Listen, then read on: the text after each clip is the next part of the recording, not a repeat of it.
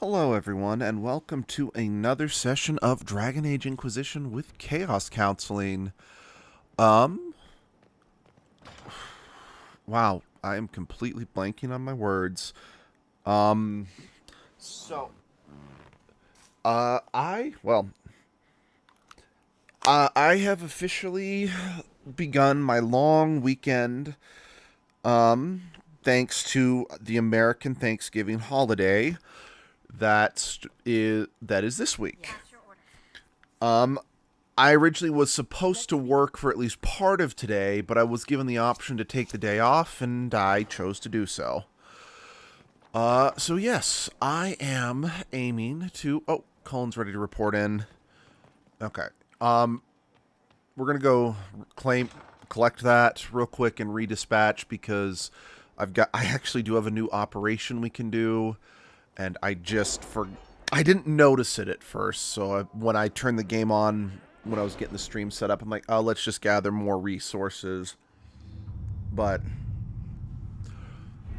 after I had already done that is when I noticed, oh, wait, there is another operation that I can do. We are going to quickly go talk to everybody just because I did end up doing... Like, I've actually beaten the Hissing Waste on my own time. Because, again, there was really just nothing to see with that. So, I want to go talk to everyone real quick, just in case, new quests or new cutscenes are available. I can spare some time. What do you need? And then we'll head back to the Frostback Basins, which I'm hoping we can beat pretty quickly. My heart.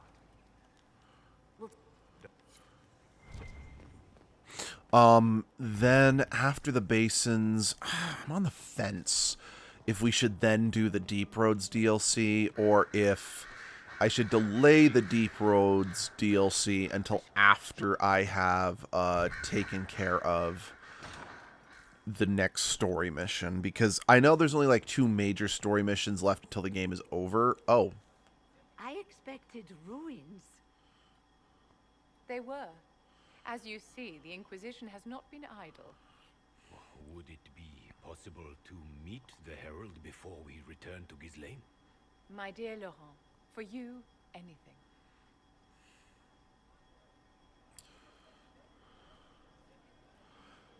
Yeah, I'm not gonna like drop everything to... Oh, hey Muffin. Allow me Let's see, to new present quests. Go back in Inquisitor time and not Levesque. watch a thing that... Worship, you do us great honor.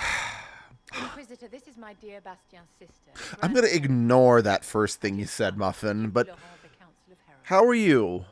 Yeah, it's been... Madame de Fer has told us Yep. of great But trials yeah, you faced trying to save my poor brother's life. The Maker Oh. called my father to his side. It was But yeah, Valiant what's it who called? championed him Just because besides Cullen, Liliana and Josephine just are collecting resources, and they'll only take like 10 minutes to do, and we've got... deeply grateful If we for keep your stopping every 10 minutes to go back to the war table just to redispatch, we're not going to get anywhere. To discuss. It has been our very great pleasure, Harold.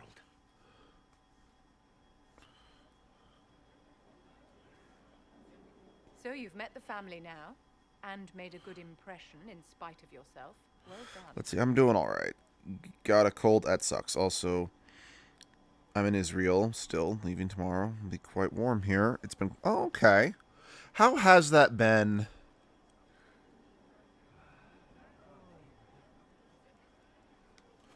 I don't understand. What just happened here? A victory. My victory. Properly worded, the righteous cause of the Inquisition can be used to great effect with my Bastien's deeply pious relations. I With mean, Bastien's law, I fair. have connections to the Council of Heralds and the highest levels of the Chantry. All thanks to you. Well, at least everything's worked out for you in the end. So it has. And well arranged, if I do say so I'm myself. still... Well, I can't keep Marceline and Laurent waiting. Thank you so much for your cooperation, Inquisitor. I could never have done this without your help. I just pray to God that didn't result in her... Oh, shit. I just realized that might have resulted in her getting points to becoming the divine, which I really don't want to happen.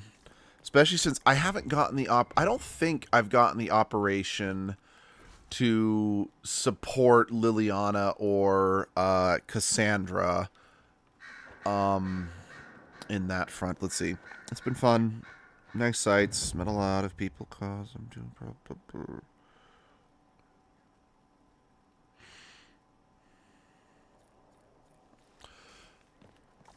Hey, you know what? At your service. Nothing necessarily wrong with that, as long as it's not, like, causing you mental distress, you know?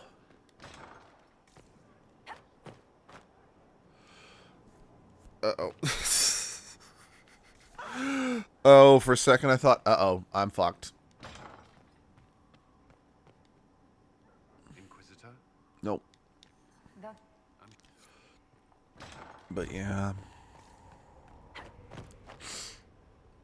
Yeah, so part of the reason why we were able to do an Edgelord, and Edgelord stream last night was I didn't have to work today like I was originally supposed to, so I thought, okay, since I don't have to be up well, when it did cause mental distress, I just sort of went to the hotel and chilled alone. Well, that's at least something, and at least you were able to recognize it was causing you distress, and you were able to remove yourself from the situation. That's what really matters.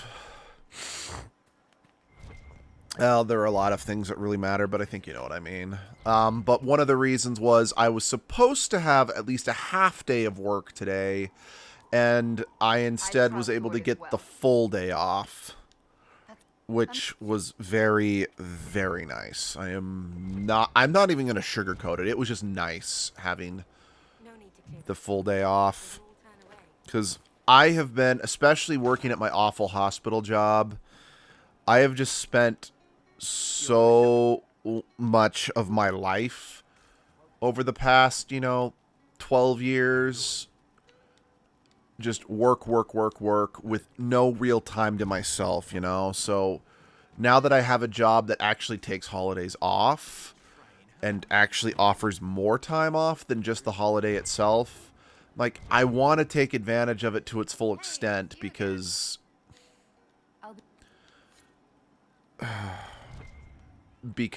back when I used to work at the hospital, I never got holidays off. I worked every single weekend for like 7.5 years, which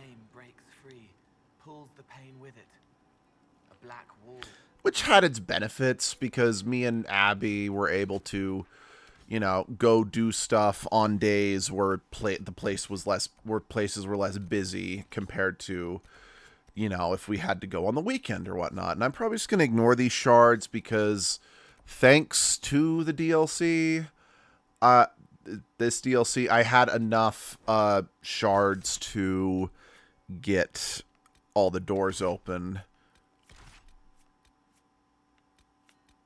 Sorry, love you, Blackwell, but you were not the one I meant to bring.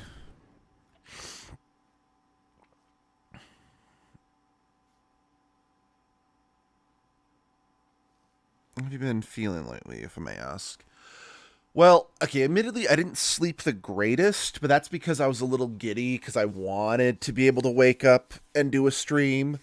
But I have, well, my allergies are still really bad right now. But that's because, so, one of our best friends, well, actually, they're both our best friends, but them and their partner took a trip. Like, they basically did back-to-back vacations, which I don't think was planned. That's just kind of how things panned out. So they needed us to take care of their plant, which is a, like, genetically engineered bioluminescent plant. And I think I was allergic to it. So the house still kind of has residual spores to it, which is why I might sound a little stuffy and nasally, because, yeah, anyway. But since the last time you were able to tune into one of my streams, Muffin, I have been formally prescribed sleeping aids, which are doing wonders, which is actually the main reason my last couple Dragon Age Inquisition streams have been short, comparatively speaking, is because I,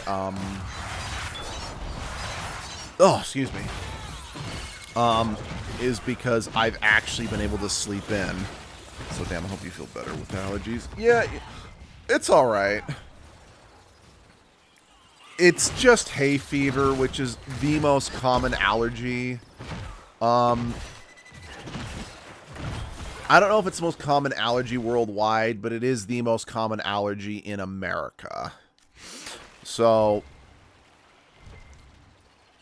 there are plenty of options for me to help cope with them.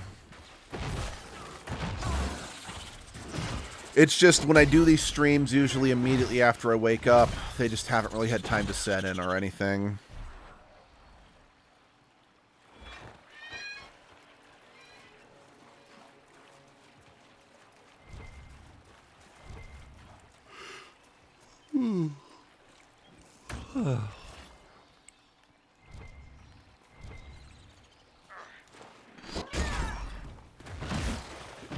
You know, I think another reason why I really like this area, I mean, yes, it has some frustrations, but I like the fact that I feel like we've seen more Inquisition agents just out and about here than we have at any of the other area. Let's see.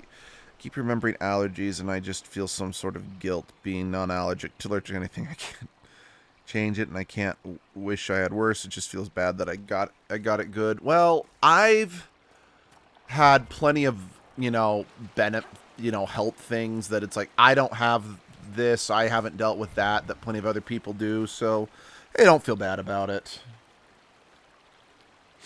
Because, again, I do suffer from hay fever, but hay fever is, again, one of the more manageable allergies out there, because I've got it pretty mildly. Because, like, Sunshine, when we were growing up, had hay fever so bad, they couldn't even go outside after the lawn had been mowed. Like, originally, we kind of split the duties between me and my two siblings about lawn care. One person would mow the front yard, one person would mow the backyard, and then one person would trim the edges of the grass. But Sunshine could only do that a couple times before, again, we found out that they were just too allergic to grass. Now, I don't know if that's still the case, partially because it's not really relevant since we don't live together anymore. So, yeah, I've got it, but I've got it mildly. It's kind of the same thing. Abby's got a food allergy. I won't say which one, just in case she doesn't really want that information out in the world. But it's not like she can't eat the food that she's allergic to as long as she has an allergy pill handy. Or yeah, but I don't know. I feel like sometimes beat myself up for things that are out of my control, out of guilt. I'm lucky in a sense. No, Muffin, that is a perfectly, especially if you suffer from anxiety or you did not have good family growing up that put ridiculous expectations and judged the fuck out of you for it. Speaking from experience here. Fuck is that thing? For you to just feel self-conscious about everything, So, honestly, while, yes, you're, feeling bad for it is irrational, because, again, you're being upset for something you can't control. You just do, it is a feeling, especially if you're an empathetic person, where you're like, I just feel bad that I can never, I just, destiny, fate, God, the flying spaghetti monster, whatever, just deemed that I don't have to deal with something that friends, family, or... Okay, damn you, I did not have to be 100% correct about everything you just said. Honestly, that's just because what you were saying is definitely something that I can speak on from a point of... Well, I mean, I've been there. Like, that is very much something that it's a thought process I've gone through myself. So I 100% understand what you're feeling and maybe even why you're feeling it, you know? But if anything, Muffin, you should take that to mean that you are a person who has empathy. Which, especially in this day and age, especially if you're an American, that is in short supply.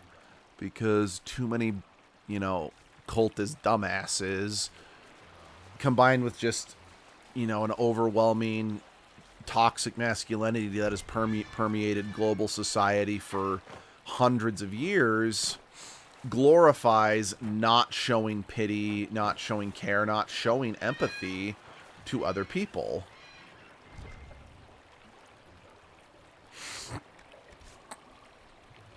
So, yeah, it definitely does stink when you feel that self-conscious, but honestly, Muffin, the fact that you are capable of feeling that is something that I would wear as a badge of honor.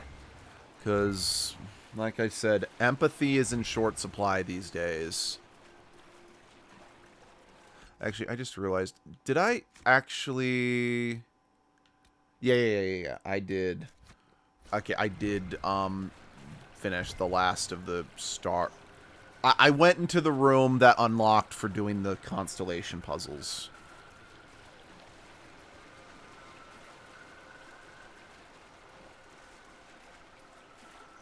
So yeah, sadly there's really not much that can be done to stop you from feeling that way. And it is gonna suck when you feel bad and you feel self-conscious, but I suppose people say I'm way too kind sometimes. Yeah. And again, that's because, again, I don't know if there's a similar turn of phrase where you're from, but there is a turn of phrase here in America where it's nice guys finish last. And that's just because, especially in a late-stage capitalistic society like America, you're only going to get ahead if you're basically an asshole. Which I fucking hate, but what can you do? And yeah, I mean, just case in point, I got used and taken advantage of left, right, and center when I worked at my shitty hospital job because I couldn't stop thinking of everyone else. Like, I never stopped to think about myself. Well, that also, I was afraid. First job I ever had, I got fired after only a couple weeks for really bullshit reasons. And unfortunately, that kind of caused a bit of a trauma response. And I'm just super paranoid of getting fired from just any job, even if I'm doing well. So that was just sort of an issue I had. Is that, again, because I worked in a hospital, so it's like I wanted to make sure that people were taken care of.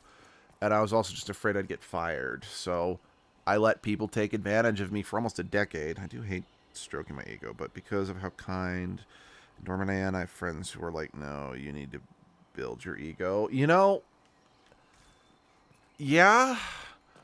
And that's a very strange thing to hear because a lot of times you'll be told, like, check your ego or don't be so full of yourself, you know? It is such a weird and in many ways antithetical thing to be told you need to think about yourself more, or... I can see this is an ancillary station. Likely a scouting post for the larger structure to the east. No, I 100% feel ya. Inquisitor American went. Especially, I mean... Hell, I've got an issue where I hate it when people pay me compliments for anything. I think outside of unless they want to compliment like a piece of art that, oh fuck, Christ, I hate these puzzles. Damn it. From well before the last I Inquisitor's hate time. these puzzles. I understand they use such tiles as locks. Wait a second. Interesting, though not likely related to American. Alright, I that's believe how that shape relates to the these tiles. work. If you could replicate the shape in the tiles, something would happen.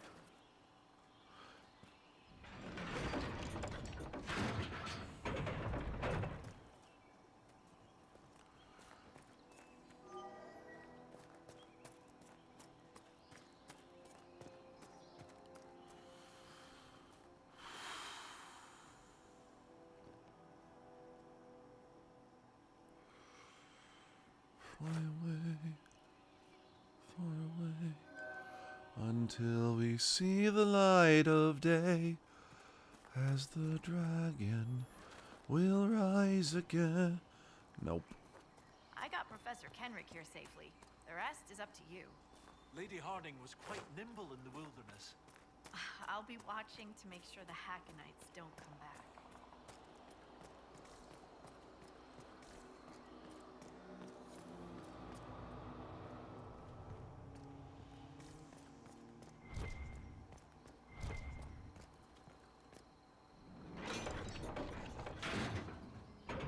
That isn't right.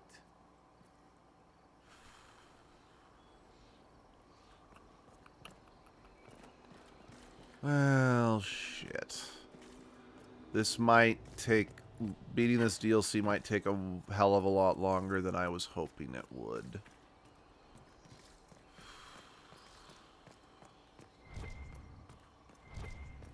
So I thought we were almost done, but I forgot about this.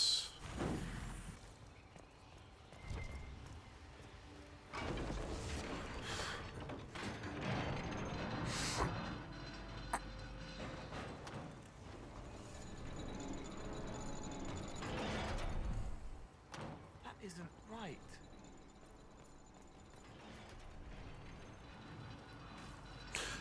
Anyway, why don't we talk about something a little less existential, shall we?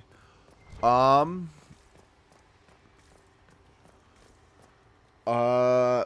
new Kirby Air Ride game came out. That's a game I had been waiting for 21 years to get made. And I don't mean like the game was announced 21 years ago or something like that. I mean that I've been wanting them to make a sequel to Kirby Air Ride for 21 years, and they finally did. And it's fun. Let's see, by the way, top tier husbanding, not telling Abby's food thing in case she didn't want people to know. I do appreciate the respect, but it is something that I have needed to get better on. That isn't right. Because I have shared information without really thinking about it, and yeah, it is something I do need to improve upon. I'm confused. What am I missing? Because I was under the impression that pulling this started the puzzle, but it... Because, like, it comes out, but then it goes back in?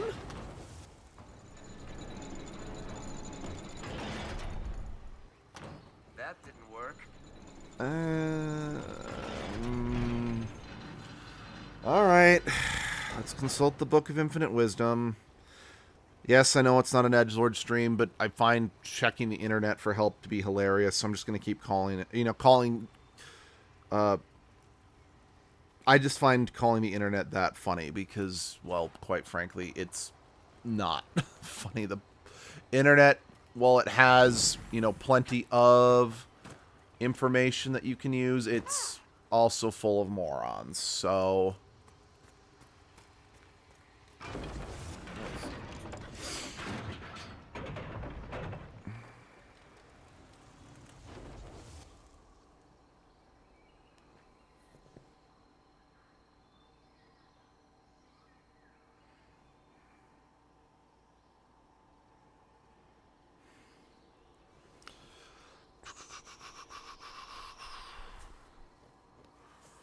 Blah, blah, blah.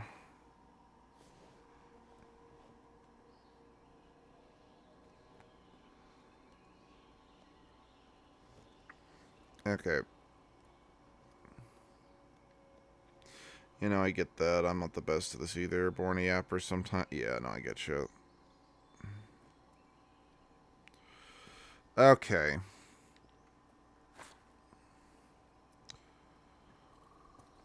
One.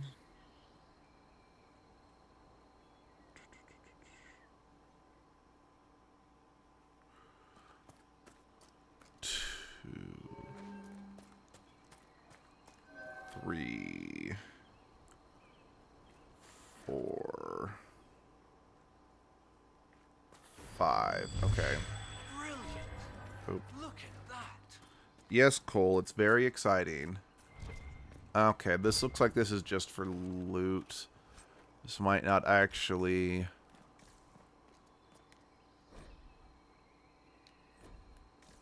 This might not actually solve my problem, but still.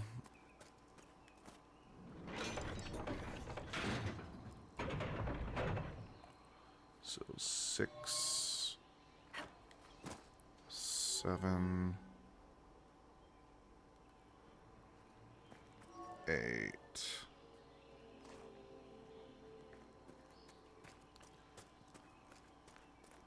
9. That's wrong. That got everything lit. I need the middle to be off. Yeah, that's wrong.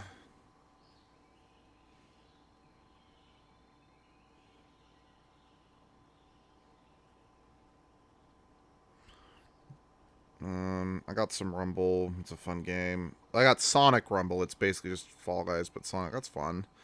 Okay, I might need to go away from the chat for...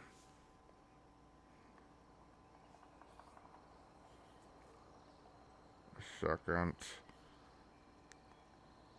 Just so I can watch a video on how to do it.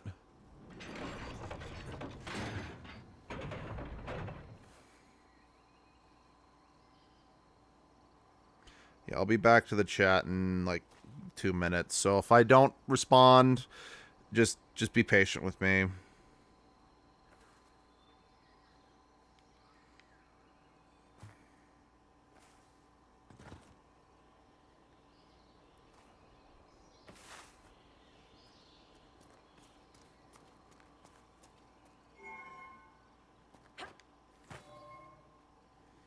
Wait, hold on. Backing it up just a second. So you go there. Then where I'm at. Then here. Here.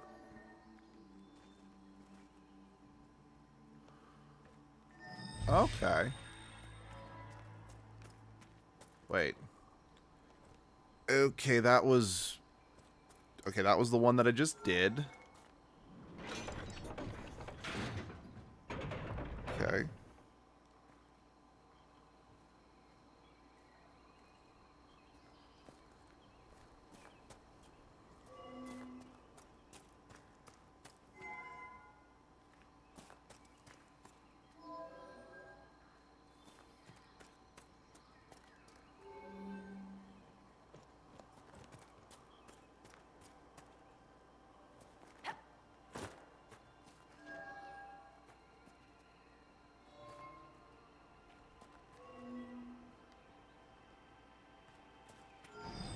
Okay, cool. Brilliant.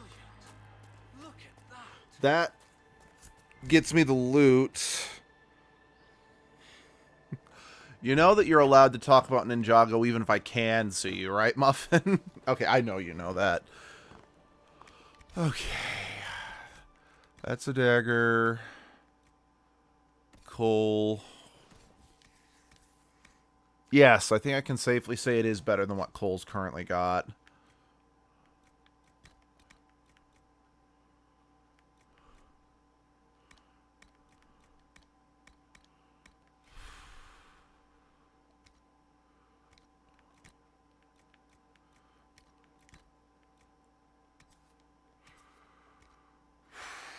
So, it'll be in the 7 Source Dragons and 7 Dragons of Creation. port. Okay, that gets me the treasure. But that didn't actually help me. Okay. Now to consult the Book of Infinite Wisdom about...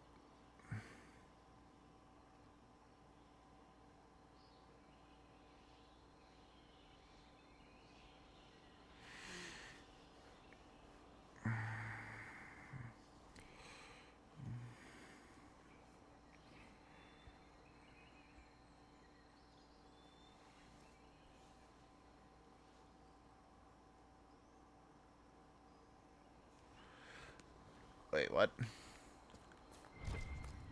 Oh, wait, really? Okay. Huh. Yeah, okay. I mean, yeah, but to be honest, I feel like it's awkward just talking about something unrelated while you're playing. I do want to try to actually engage in your stream instead of just talking about other stuff.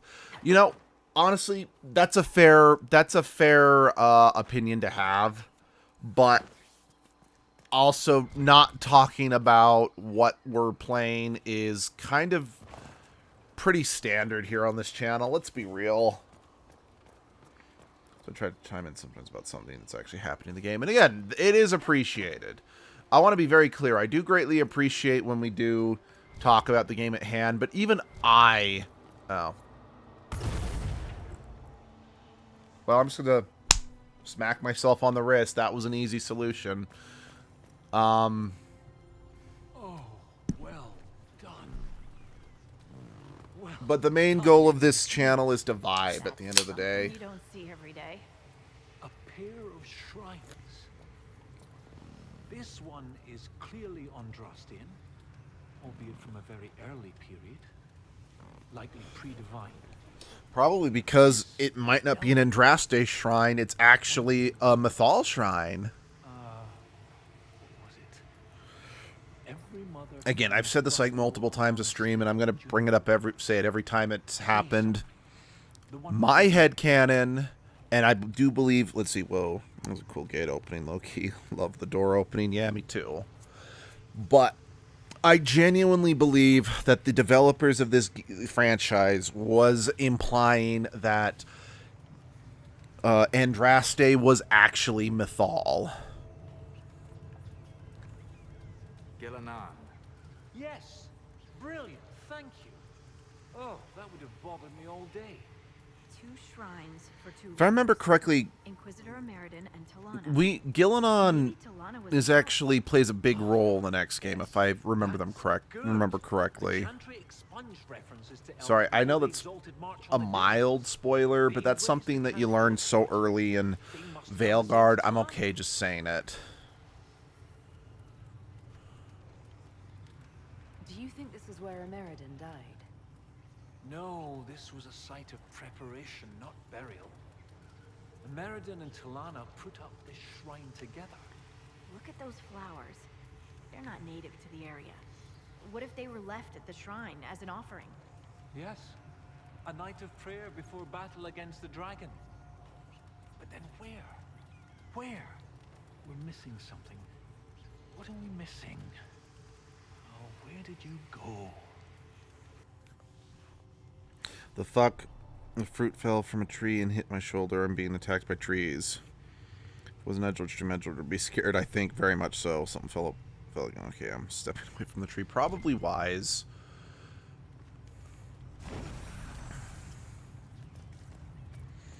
Oh, yeah.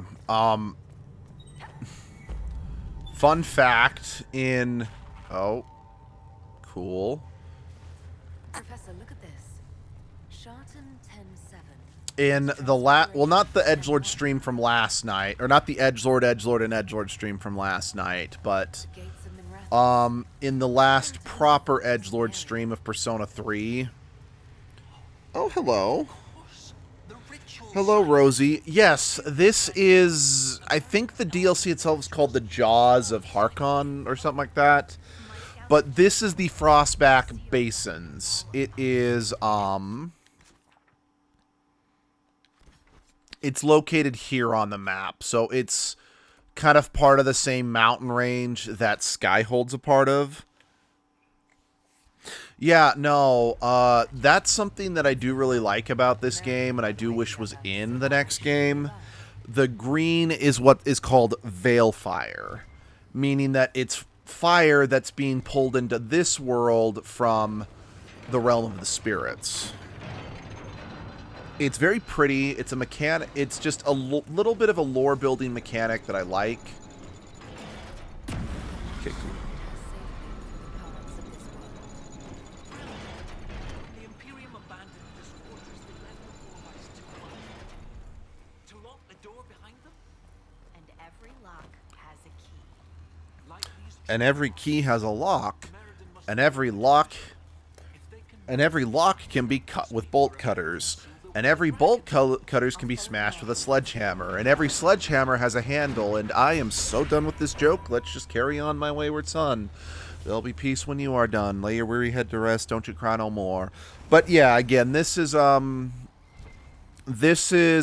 of the 3 DLCs, at least major DLCs, that Inquisition got. Yeah, I think this was the first one released. I could be wrong. The Deep Roads DLC might have been released first, but I don't think so. I freely admit I don't actually fully know the order of the DLC, because I never purchased them individually when they were first being released.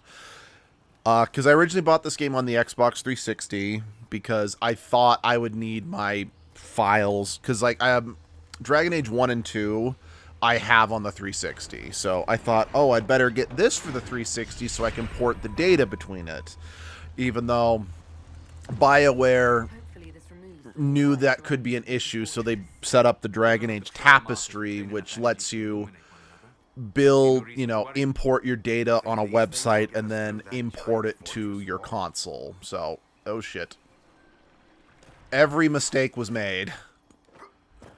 But I didn't buy any of the DLC. I don't remember why, because BioWare had me and Abby pretty firmly by the balls at this point. So we bought, well then again, I didn't buy the, what's it called? I didn't buy the, Citadel DLC for Mass Effect 3 until much later. So maybe it was just didn't have the money to buy them when they, oh wait, no, I absolutely didn't have the money to buy it when it first came out. Yeah, when I was trying to fill out the Dragon Age Keep thing, I was like, low-key, didn't remember half the choices in the game. No, well, I mean, some of the choices, I think, in Dragon Age 2 or Dragon Age, I didn't even know were choices. So I'm like, wait, that's a choice you could make? Or, heck, in some cases, like, wait, that's a quest you can do? But, that's because, yeah, they literally had every choice, every super minor one to fill out for real.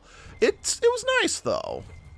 But yeah, because this game came out when Abby and I were first married and we were very much struggling financially, because we both still just worked at Target and we could barely afford rent. Yeah, I didn't get any of the DLCs until the, I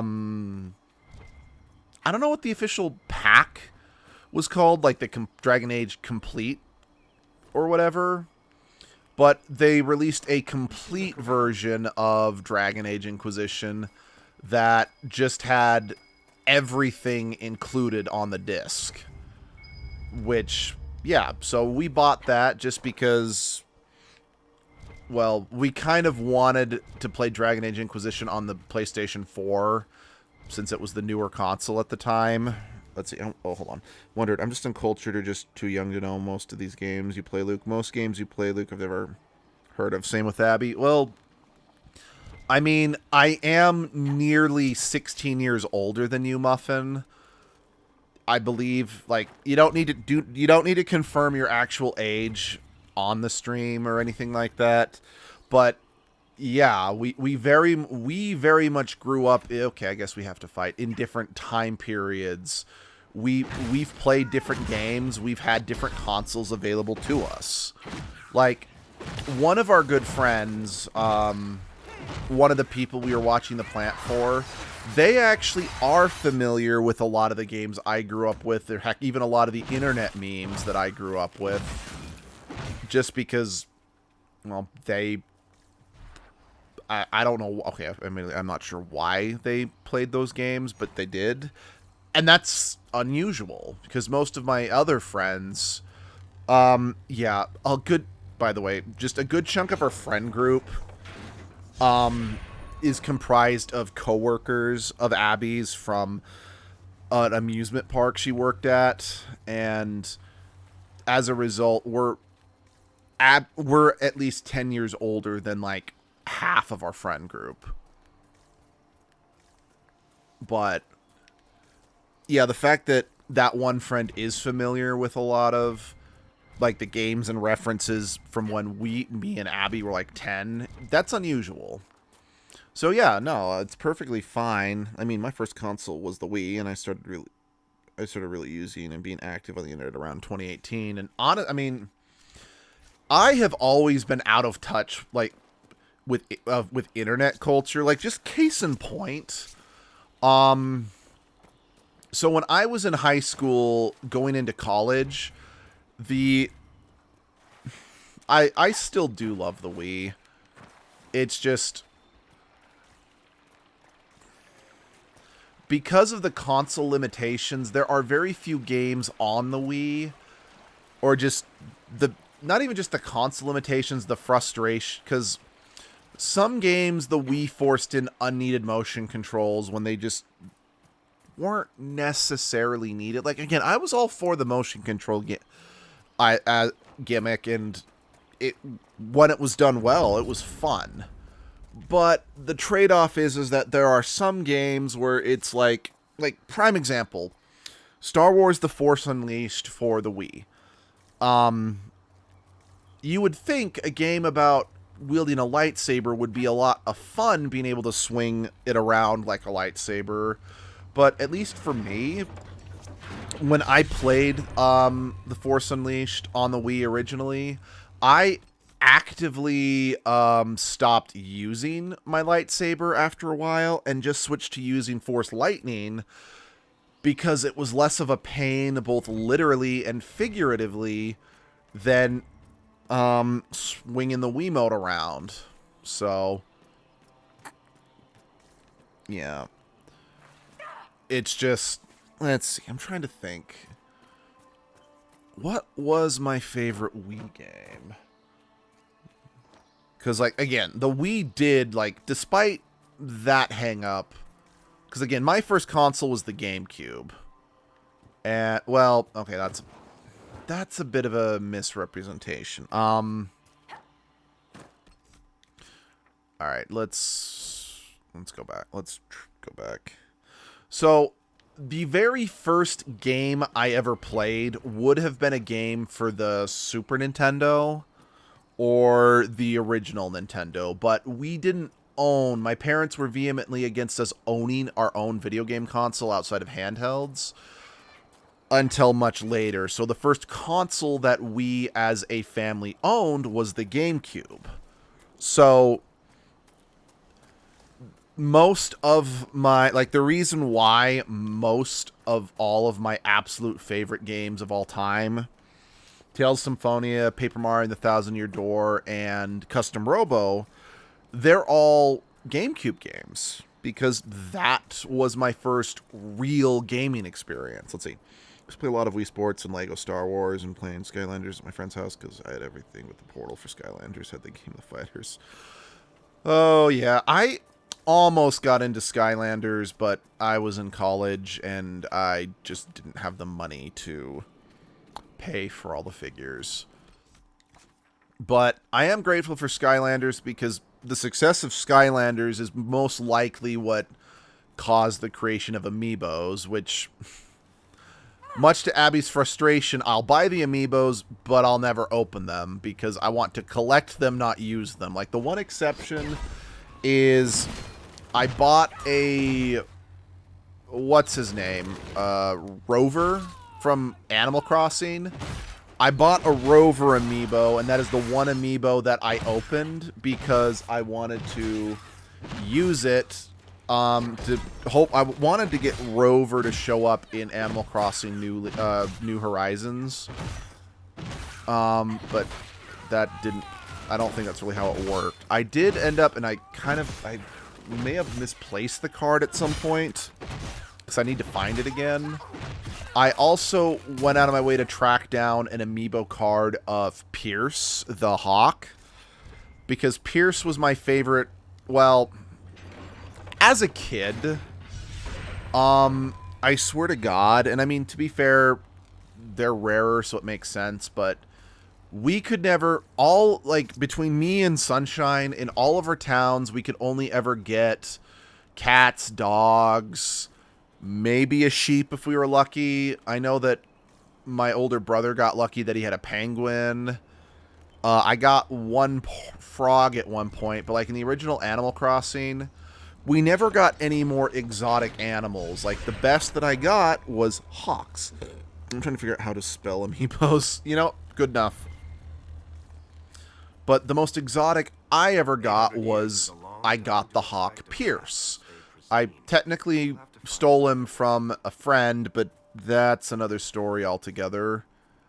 Well, not exactly. So, for those who never played the original Animal Crossing, at least the original Animal Crossing that was released in America, because the original Animal Crossing game didn't release outside of Japan, I think. I think it was called, like, Animal Forest, but that's beside the point. How that game worked is that if you had 2 memory cards that each had a town on them, you could take a train and visit the other town. It wasn't multiplayer, but you could visit the other town. The drawback is that if there was a vacancy in the town you visited, one of your villagers would move to that town, and it was completely random. Well, me and my friend, we were playing, and he visited my town, and his, and Pierce, who was his favorite villager, moved to my town. Which I felt bad about, but at the same time, it's like, yay, I've got a more exotic villager. But that literally was the most, yeah, that was like the only way I got something other than just like the very basic animals, you know? Now, when, what's it called? So yeah, because of that, he has always been my favorite. So I went out and I bought an amiibo card and got him to move to town.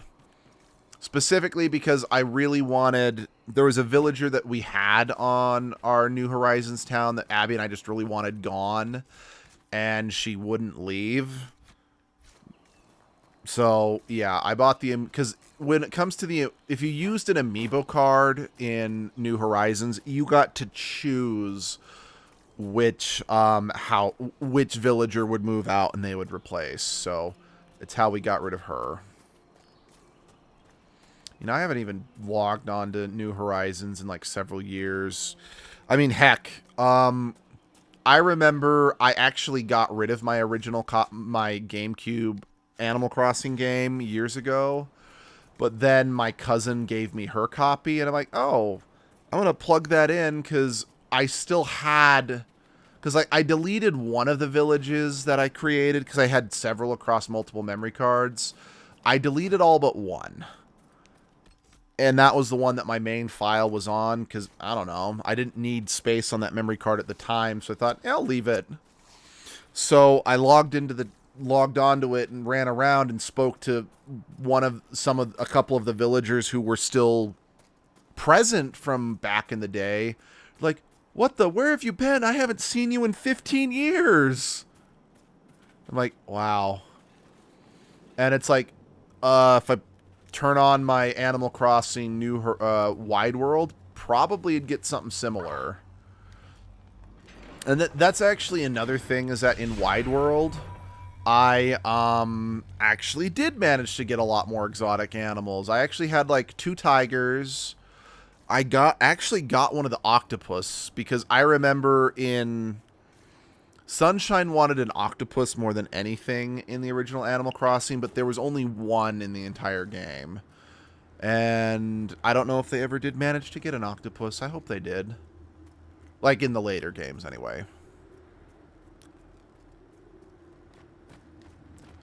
I know. I'm not going to lie. I'm still trying. Let's see. I'm back. Roaming keeps turning off and on my phone. I think I fixed it. No, I 100% get that.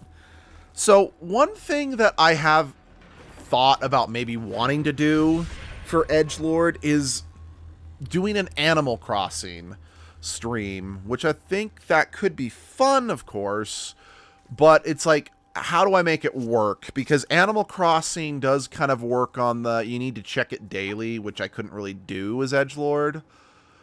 And what exactly would be the end goal I'd be working towards, you know? Because besides paying off your debt, filling, you know, getting every item in the game and just making friends, what's the actual end goal for Animal Crossing, if you know what I mean? Now, I could do it as, this would just be a fun thing to maybe have people come visit Edgelord's town or whatever, but I'm like, I don't want to delete the town that's on my Switch as it is, because I'm rather fond of that town. Edgelord Animal Crossing would be funny as a concept. I agree. Again, I just don't fully know. I just still don't fully know how I would tackle that one, if you know what I mean. Now, especially since, you know, the player base for Animal Crossing has died out. Now, apparently, Abby told me they are planning a new expansion for the Switch 2 version of New Horizons, which might reinvigorate the player base again, but still, I don't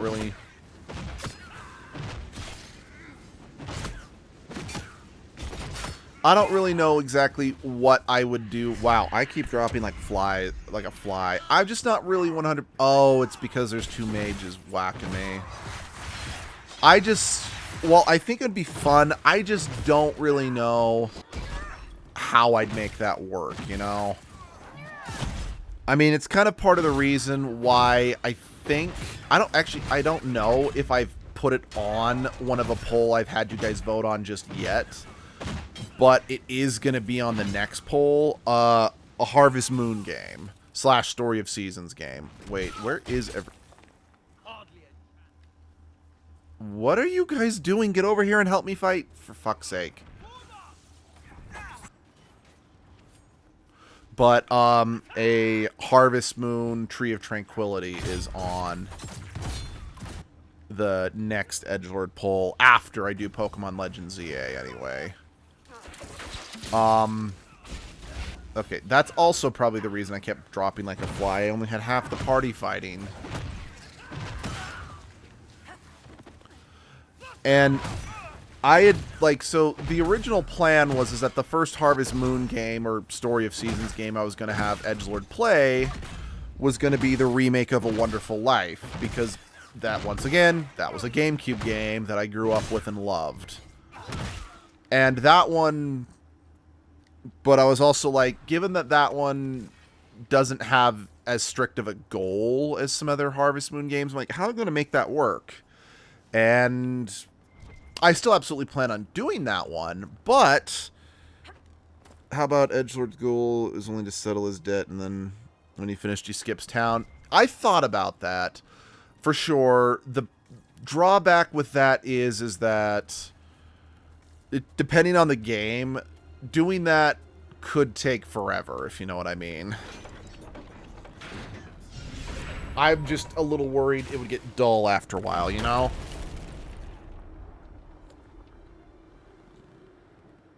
I still might do that if I'm being perfectly honest, but that's just my only concern with that, if that makes sense. Inquisitor, you will see the power of Hakon when we destroy the lowlands. Wait, how are you? Too many. We need a different way. The Avar at Stone Bear Hold. They want to help.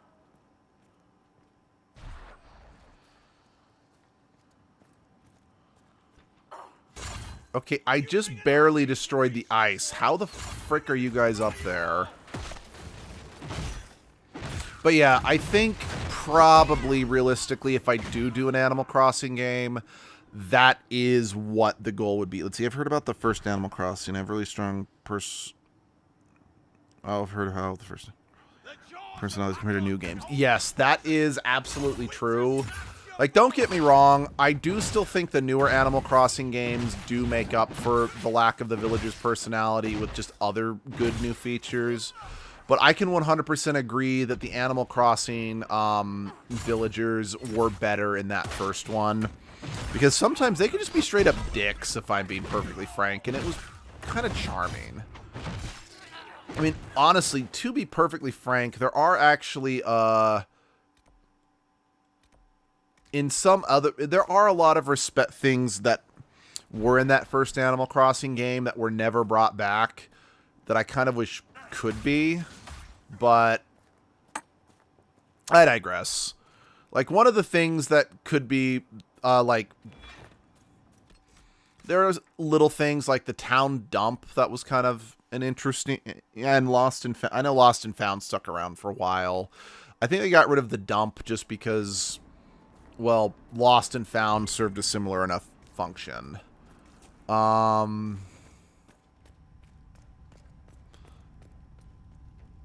you are ready, you have our blades, Inquisitor.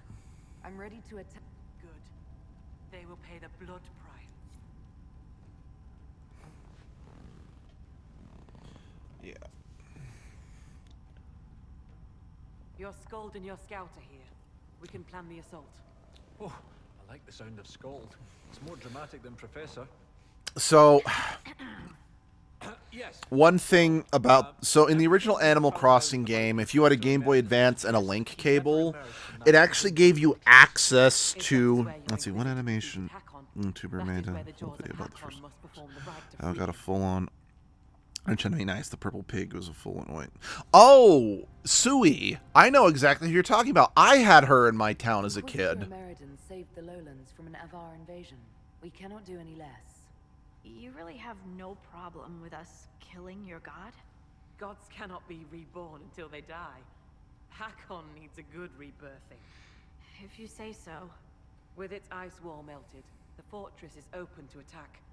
We must strike soon, before our foes recover. They're already trying. I've got most of our forces defending the shrine from Hakonites who want to restore the wall.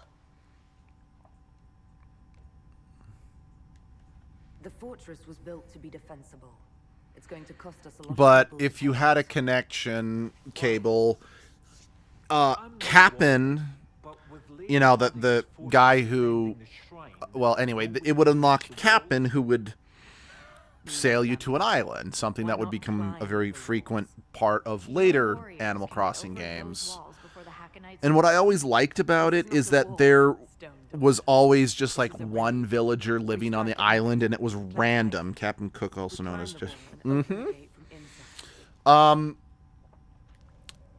Every town would randomly have a different villager living on the island, and there was like a set group of villagers who could be out there.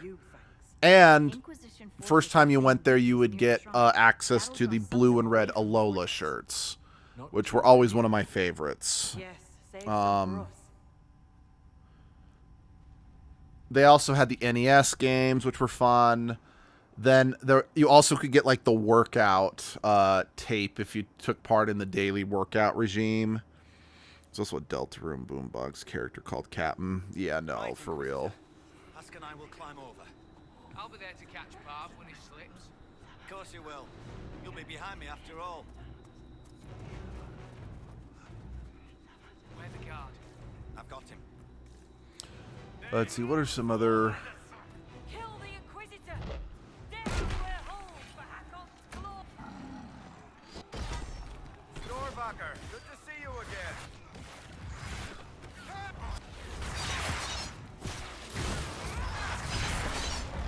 But something that was a little, shall we say, unfortunate for me anyway, as a kid, the villager that I got on my island was Anka. And because of that, Anka was and still is one of my absolute favorite Animal Crossing villagers. So much so that I actually have a sticker of Anka on my PlayStation 4 that I bought at a local convention. The problem is what Twitter did to Anka. So it's now kind of difficult. I can't, whenever talking favorite Animal Crossing villagers, I can't really talk about Anka without having to have a long prelude as to why she's one of my favorite Animal Crossing villagers. And it's unfortunate. I was going to go to the beach, then last minute plans changed, now we're walking around randomly on some dirty street. I hope I don't get mugged or pickpocketed. Oh, I feel ya. Stay safe, Muffin, for real. Did you see the look on those nobles' faces back at the Winter Palace, Chuckles? They seemed unaccustomed to seeing elves without servants' livery, or dwarves at all. Priceless. That's definitely going in my next story. Are you planning a chapter filled with courtly intrigue? Close. I need to describe the face someone makes when they choke down something. Fair enough, Varric. Fair enough, my boy.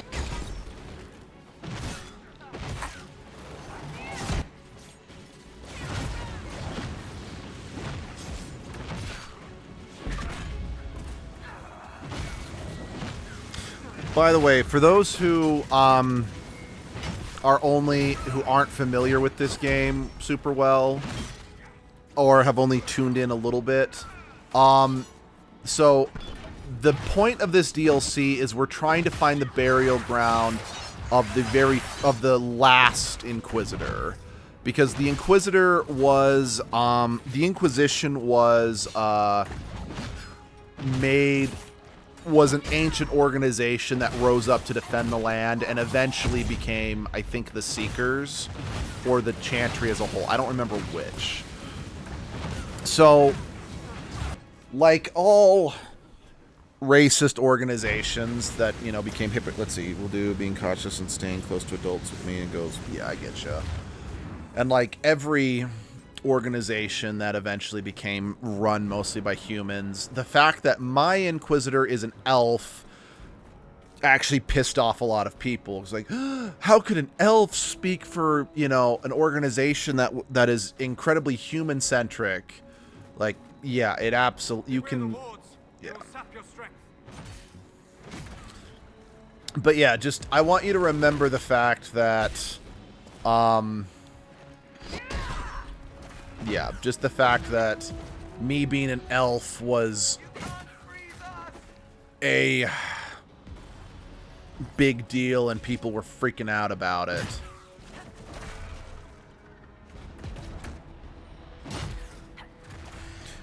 You know what I actually find funny is I was talking about I don't know what I was expecting, because quite frankly, working in construction, especially in America, I'm surrounded by POSs who have their heads so far up there. Let's see. How can an elf speak for a human-centric organization? Is that what they said? Pretty much.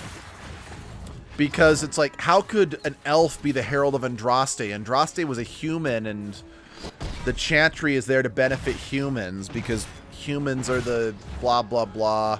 Again, you can replace human and elf with just any form of marginalized group. Like, humans in this case definitely stand for white cis males, for sure.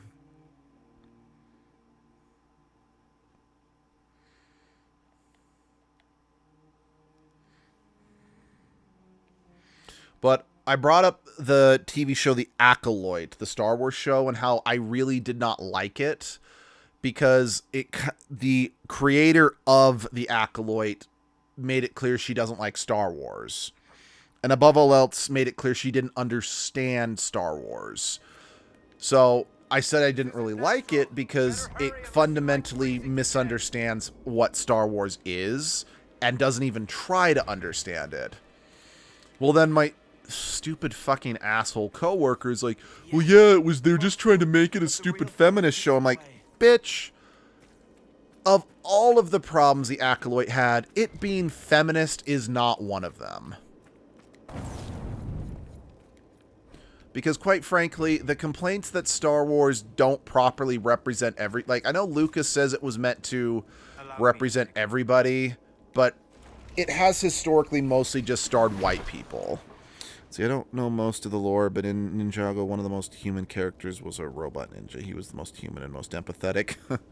So that kind of reminds me of, what's it called? Power Rangers Megaforce. I hate Power Rangers Megaforce.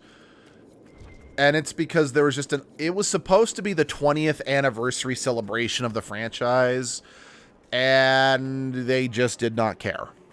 Like, literally, like, I know I don't know what the developers were thinking while they were writing it, but just watching the show, you just get the feeling that they just weren't passionate about the show. Plus, many of the actors, and why I bring this up is because the most human and fleshed out character in the show is a little robot who's, that's funny, who's trying to understand human emotions because, well, the human characters are just one-note stereotypes, and heck, the Red Ranger in Megaforce is one of the most bland and forgettable. I mean, he's not hateable, he's just has no personality. And to the actor's defense who played this character, he asked, like, he's said in an interview that he was asking for more for his character to do and was just shut down because the writers didn't really want to, you know, give him a character arc, because it was like, nah, we're just gonna make the show and we're just gonna use as much Sentai footage as possible just to make things easier on us. And I mean, okay, to the defense of the creators of Power Rangers Megaforce, they had to combine, so for those who don't, let's see, I don't most, for those who do not know, Power Rangers was made, for the most part, by taking footage from the Japanese show Super Sentai and filming new footage around it. So more often than not, the costume scenes and the Zord scenes were taken from the Japanese show, and then new stuff was filmed around it. And again, the reason why I say for the most part is because there's obviously going to be some original footage created of them in the suits. They usually couldn't do original Zord footage because Power Rangers usually didn't receive the Zord suits. And there were a couple of seasons where they only used the Zord footage from the Sentai, but then they filmed completely original, like, suit scenes. The second and third season of Mighty Morphin is an example of this, and Power Rangers Cosmic Fury is another prime example of this, but I digress. In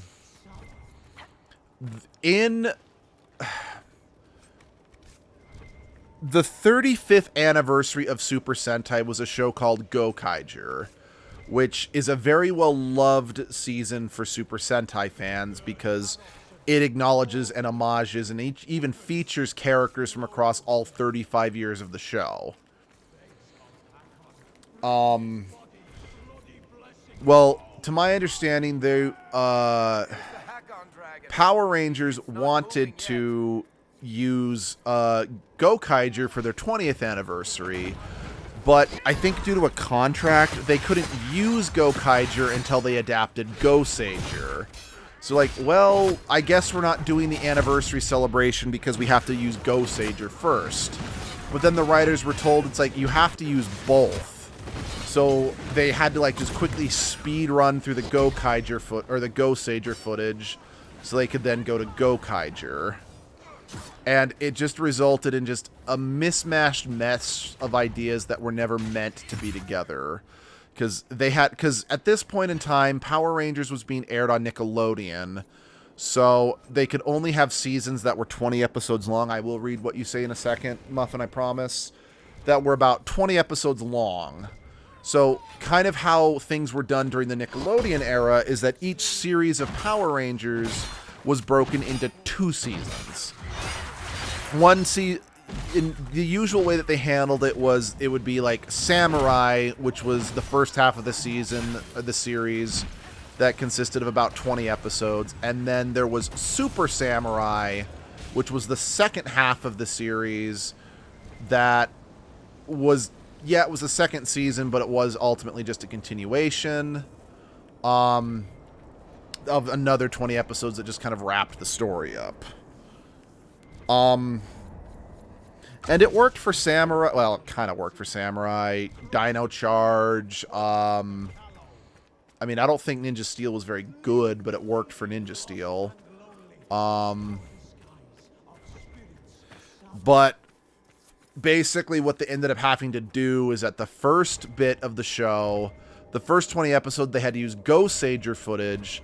And then the second half of the show, they had to use Go Kaiger footage. So they had to basically have two false starts, you know, have a false starts with the Go Sager suits.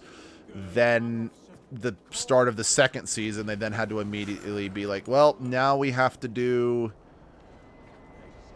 another restart with the Go Sager stuff. Or Go Kai. Anyway, I'm getting confused. Oh yeah, Super Sentai is the original thing Power Rangers is based on. It's one that's actually ending soon. Power Rangers lives on. Well, I don't consider what Power Rangers is doing as living on. Because to be perfectly frank, I actually... As far as I'm concerned, Power Rangers is dead. Because just because they're rebooting it, it's like, they're not continuing the story. Like, what made Power Rangers so special is that it was, well, sure, each seasons were a little disconnected from each other, but it was still technically one long continuous narrative, you know, and that was special. But the fact that they ended the continuity that had gone for over 30 years and are now just going to reboot the Mighty Morphin stuff again, I just find disappointing. Because I know they did that technically with the 2017 movie, but you could kind of view the movie as a separate thing, you know? Well, it's technically live on live support for real. Power Rangers has always been part of my life. Let me rephrase that. I stopped watching Power Rangers after Time Force. Well, okay, after Wild Force, but I didn't see all of Wild Force as a kid. And there was a pretty lengthy period of time where I didn't watch Power Rangers. Because, like, it wasn't until, I think Mega Force was the... Or maybe it was Dino Charge. I don't remember. I think I didn't start watching again until Dino Charge started airing. So there was a pretty big gap, at least 10 plus years that I didn't watch it. But because I was such a big fan as a kid, it was one of those things that was always kind of in the back of my mind, if that makes sense. God damn it. I don't know what's up with Solus's AI, but Solus has been not the most active party member this playthrough, and it's a little annoying.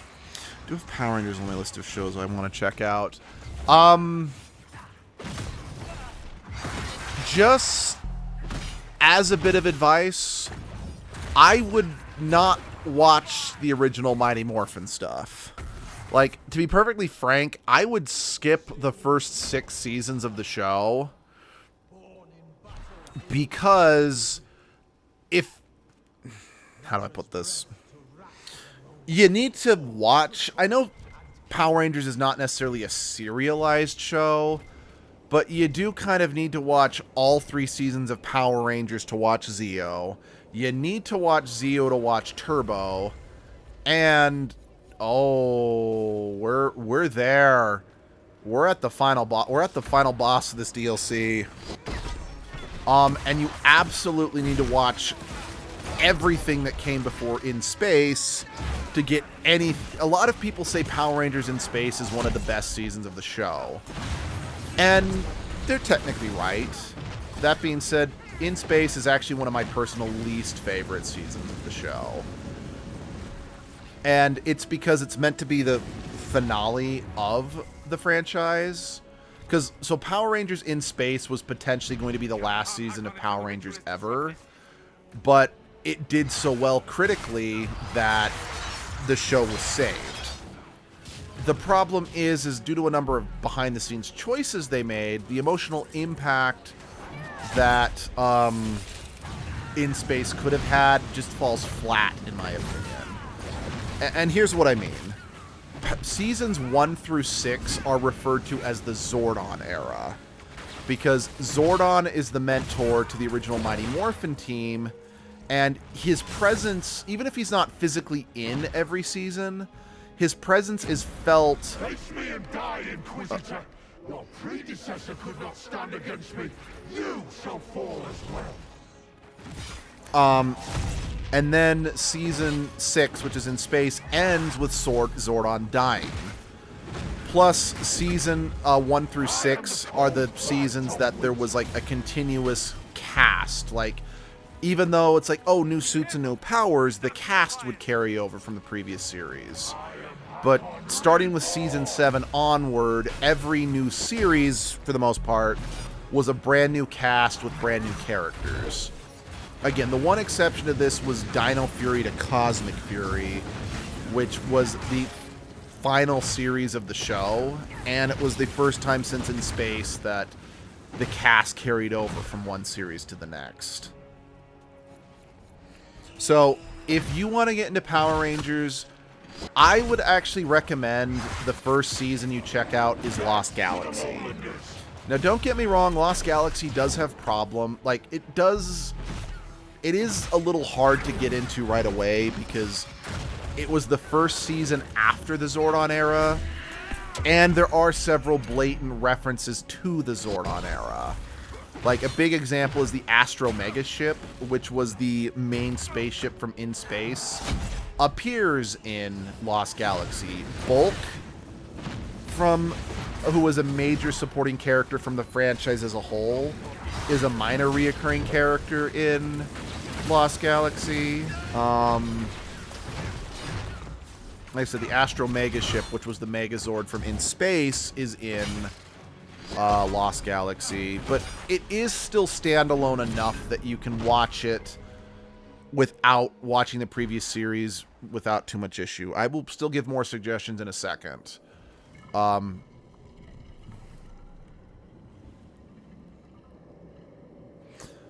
And there's the last Inquisitor. A Dalish elf.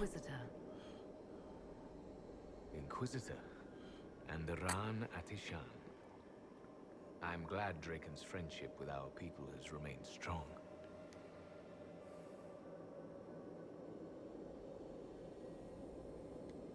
Inquisitor Ameridan, you disappeared in 120 Divine, around the time of the signing of the Navaran Accord. You say it as though it was... How long? There has not been an Inquisitor since you disappeared. 800 years ago. Draken was my oldest friend. He would have sent someone to find me. You never had the chance. The dark spawn that rose in the Enderfells threatened all of Orlais. I see. Tilana escaped the battle. Did she... Do the records say what became of her? She returned to the island. From what we can tell, she died trying to reach you through dreams. I asked her not to. She was a good hunter and the love of my life, but she never... I never wanted this job. Hunting demons was so much simpler than politics. But Draken told me I was needed. As I suspect you were needed. But, yeah. So, like, the reason I called attention to it earlier, this is a very human-centric organ. You know, the church is very human-centric and only human whatever. But the last goddamn Inquisitor was a Dalish elf. They were not human.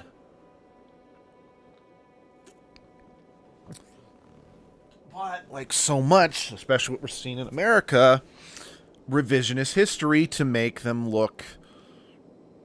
Yeah. I wasn't Inquisitor by choice, whatever my life was before. 8 moments of happiness where you find them. The world will take the rest. The dragon carries the spirit of an Avar god. I lacked the strength to kill it. My own magic was able to bind us all. Locked in time. But when the cultists drew that spirit into another vessel, it disrupted my bindings. It is breaking free. I'd be honored to finish what you started. Thank you. The passage of years can be delayed, but not ignored. I will soon join Talana at Andraste's side. Coolio. Yeah, that being said, in regards to Lost Galaxy, I don't think it is one of the best. If you start watching it and you're not really loving it or whatnot, if you're only going to watch one season of the show, watch RPM. RPM, I don't care what anyone else says, is the best season of Power Rangers by a very large margin. It's a good season. It is just, god damn it. It's good. It is, very good. Let's see. Then after that, I highly recommend In Space. I highly recommend, let's see, In Space. I highly recommend SPD. SPD is very good. I highly recommend. I personally recommend Jungle Fury, but it's got problems because it was the one that was made during the writer's strike. So there's, to say the very least, some writing inconsistencies that do hurt the series. It don't ruin it, but it does hurt it.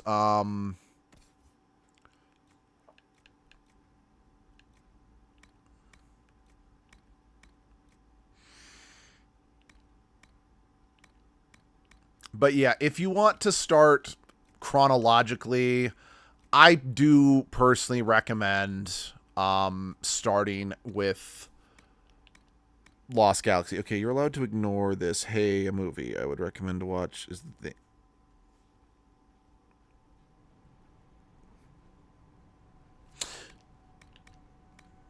I have no idea what you're talking about.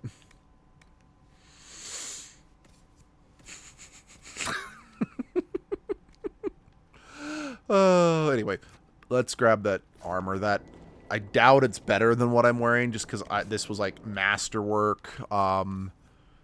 Since this was like a masterwork thing I crafted. Nope. Heck, it doesn't even have. Man, it looks cool, but it doesn't even have even like remotely the same amount of benefits. So that kind of stinks. Because don't get me wrong, I don't actually like the armor that I can custom craft for myself in this. Like, I don't really like the way it looks. So I would absolutely love to be able to wear different armor, if you know what I mean. Or I would love if that armor was actually legitimately better than what I'm wearing right now. Okay, I swear there should be a way for me to get up there.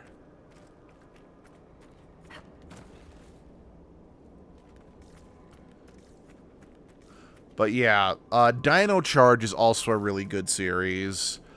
Dino Fury as well as Cosmic Fury, they were the final seasons. I know they were a bit divisive, but I liked them too.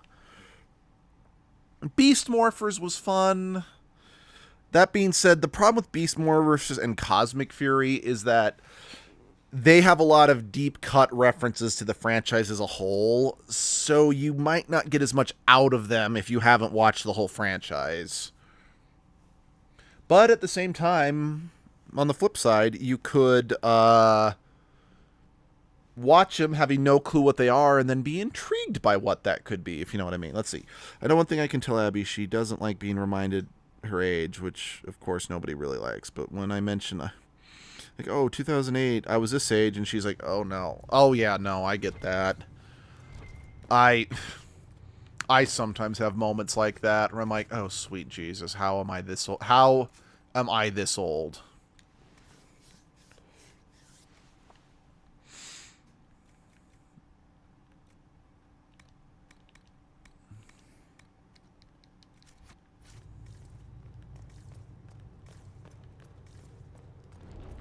You know what?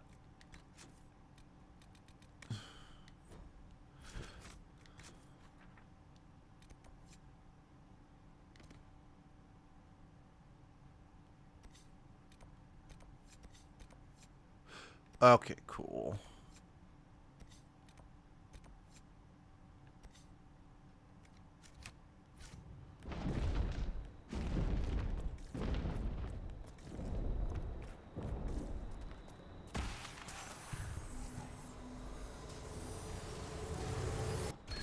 We have a plan.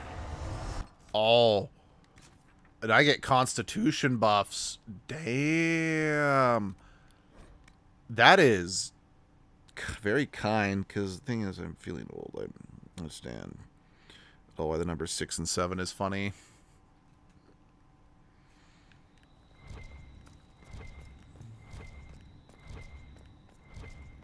My spirit companion believes we can seal the dragon away, even if we cannot kill it. It is less clear whether I can do so without sealing myself in as well. But I have little choice. This beast will wreak devastation across Orlais unless we stop it now.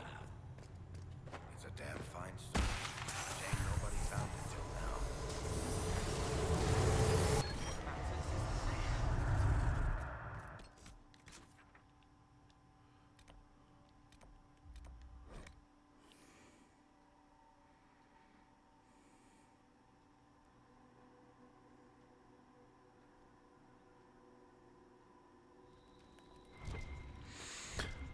You know, I imagine like another reason why Abby is a lot more self-conscious about her age is because unfortunately women, especially in American culture, are basically conditioned to think that once they turn 30, they like expire or something like that. Like women are only valuable the closer they are, or they are in appearance to youth or something like that.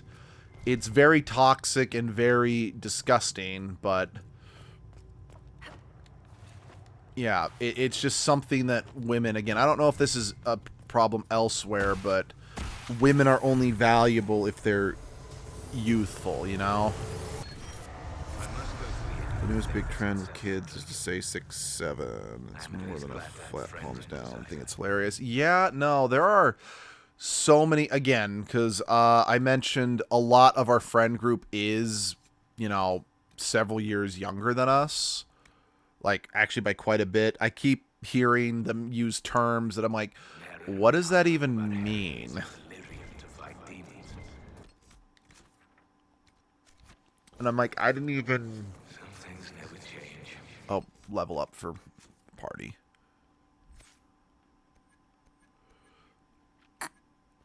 Like, I remember I actually asked one of our friends who was the one the one who actually understood some of the references from when we were little. I'm like, so I just need to know, if I were to say all of your base are belong to us, would you know what I'm talking about?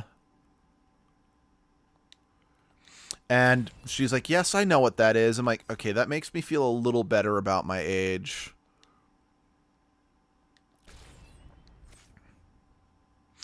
Because, like, for those who are unfamiliar, all of your base are belong to us is, like, one of the... well, it definitely didn't go viral in the way that things do nowadays, just because of how different virality worked at the time. But it was kind of like an early viral video, kind of like the Numa Numa Kid or Chocolate Rain or whatever. So it's like, yes, it definitely wouldn't have gone viral by today's standards by any means, but if you were on the internet back then, you would have probably have heard of it. This Orina sounds like good people. They were happy, then dead, but this is still here. Like, honestly, like, all of your base are belong to us. They're taking the hobbits to Isengard. Those are like internet viral videos from my youth that I still will listen to every now and again. Actually, hell, speaking of making myself feel old,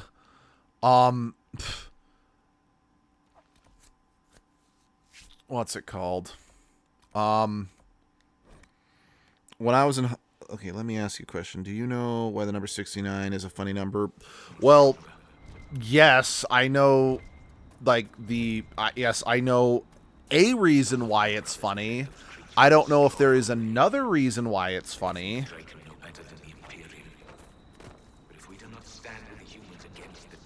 And again, it's only funny because people are ridiculously immature.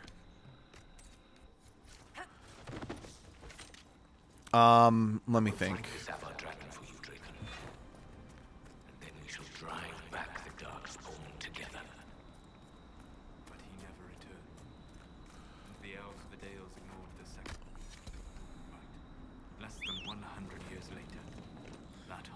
Let me think. Virality. Destroyed the Dales.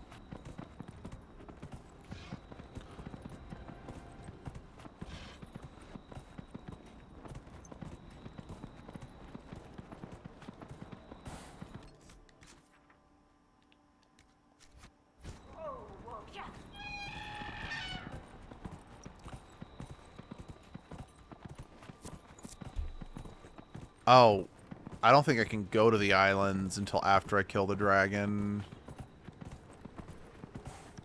Or maybe I can. We'll see. I feel bad for the Avar who are living here because they just got fubbernucked. Oh yeah, they got fubbernucked. Okay, no, I can still go to the island and get that memory.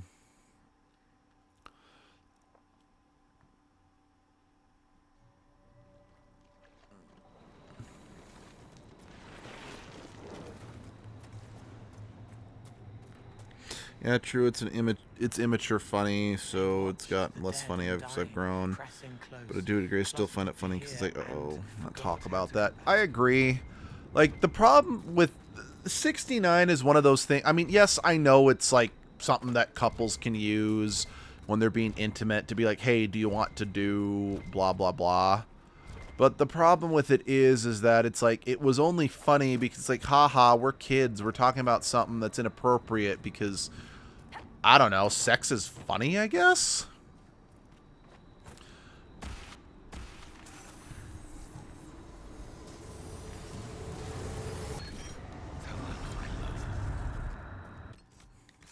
I don't know. I don't claim to understand humor.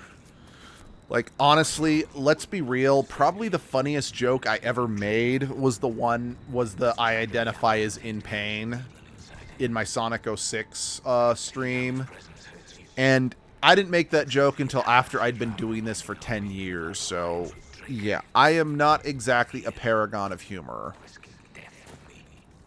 Like, between, like, kind of going through some of our older videos, looking for clips for reason.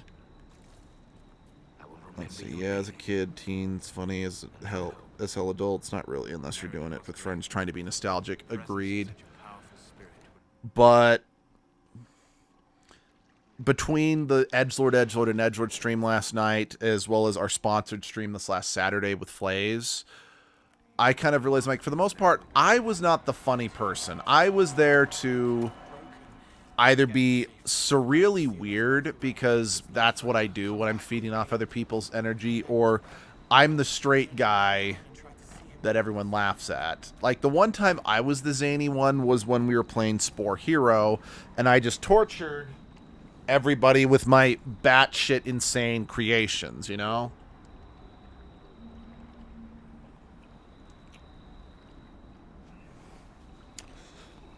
Which, I still actually get people saying, like, you should do more Spore Hero. I'm like, I appreciate the enthusiasm. Like, I truly do. Like, I also, apparently, at least for a time, I don't know if this is still true, that if you search Spore Hero in YouTube, our videos were the #1 thing that would pop up. Because I know this because a good friend of mine, like, the reason I did Spore Hero as Edgelord is a good friend of ours wanted to show their partner, hey, they're like, hey, this art project they were working on kind of resembled some of the one of the body parts from Spore Hero. Like, hey, let me look up this game that I played a ton as a kid and show you why that resembles it. So they typed Spore Hero into YouTube, and yeah, our videos are what came up. So I do think, besides Monster Prom, we've had more people find the channel through Spore Hero than any other game. It's just, unlike Monster Prom, I'm like, there's not enough to Spore Hero to warrant more playthroughs of it, I'm afraid. It's like, I know we didn't 100% the game in either our playthrough or Edgelord's playthrough, but I'm like, it's... I was only missing like 1 or 2, like 2 to 4 body parts at most. So it's like, I just don't feel Spore Hero offers enough like something like Minecraft does with just streaming just that, if you know what I mean. But I do still appreciate the enthusiasm of people who love Spore Hero and would just love to see more of it, you know? I don't know, it's the same reason why Muffin, you joined the channel around this time. Biomutant. I did a playthrough of Biomutant doing the lights, you know, being a good character, but because I was still enjoying Biomutant, as well as the audience was, let's see, 100% is difficult to do and not something you want to do for every game. I mean, honestly, I've never really 100%, I almost never 100% complete a game, because I just don't have the patience for it. Abby has to 100% all of the games she plays, but that's just because that's who she is. And, yeah, that's fine. That's what makes her happy. But by the same token, like, for example, there are some games where I'm like, ugh, I can't enjoy them because I don't like 100% completing them. But they're games where it's like, if you don't do everything, you don't have the experience you need to be strong enough to beat the final boss. But in Abby's case, is like in, say, Baldur's Gate 3, she's probably never going to touch that game because she needs to 100% complete everything, and the game is so massive, it's just intimidating and a bit of a turnoff for her. So, like, both have pros and cons, like, because I don't want to complete everything, I sometimes am woefully underprepared for a game, but because Abby can't not 100% complete a game, she can't just enjoy a game on a smaller scale and taking it at her own pace, you know? Because, like, I have sunk countless hours into Skyrim. I've never 100% completed it. In fact, I recently played a playthrough of Skyrim just for fun, and I discovered some quests that I didn't even know existed before. And that was fun. But Abby very rarely plays Skyrim because the idea of, like, she has to complete everything. So a game like Skyrim is too much of an ask for her. I have a bit of an OCD feeling of wanting to fully complete things, but I try to pace myself unless I... No, I totally get that. I mean, like, case in point. Sonic Frontiers. Yes, I was experiencing for the first time live on stream, which meant my time was a lot more limited. But I probably... I'm like, I'm never even going to attempt to 100% complete this game, because what's there is not... For the record, as someone who did like Sonic Frontiers, I do feel what was there in the game was not varied and different enough content for me to want to invest the time in completing it. Like, if any of you guys watch the YouTuber Cat Icarus, I highly recommend him. He's hysterical. But he did a video on Crash 4, It's About Time, when it first came out several years ago. And his final conclusion was the game was fantastic, and he does recommend it, but not if you want to complete the game. Because he talked about the conditions to actually complete the game are a little ridiculous. Because it took him like 68, nearly 70 hours to complete the game. And he's like, that's basically a playthrough of Skyrim. But unlike Skyrim, it's not an ever-evolving, ever-changing experience, it's you having to play through the same levels over and over again, and that just gets old and tiring fast. Again, if you're going for completion. Like, if you're just playing through the game casually, he's like, the game's fun. Again, what I also find funny about this DLC is it does definitively confirm that the Avar gods are real. Meaning, we have confirmation the Elven gods are real. We have confirmation that the Elder gods. We have confirmation that the Elven gods and the Avar gods are real. But there has been zero confirmation to even suggest the Chantry has any power whatsoever, and that the Maker is even a thing. Yeah, Sonic Frontier's extra ending was just made for those who wanted a good ending instead of the scrappy shooter ending. Fair enough. Now, I know some people might say, well, what about the Andraste's ashes actually having healing properties? I'm like, yes, that's true, but how do we know that Andraste actually was who they say she was? Like, until I am flat out told by the developers that Andraste is not Mythal, I am going to believe that the reason why Andraste's ashes have power is because Andraste was actually the elven goddess Mythal.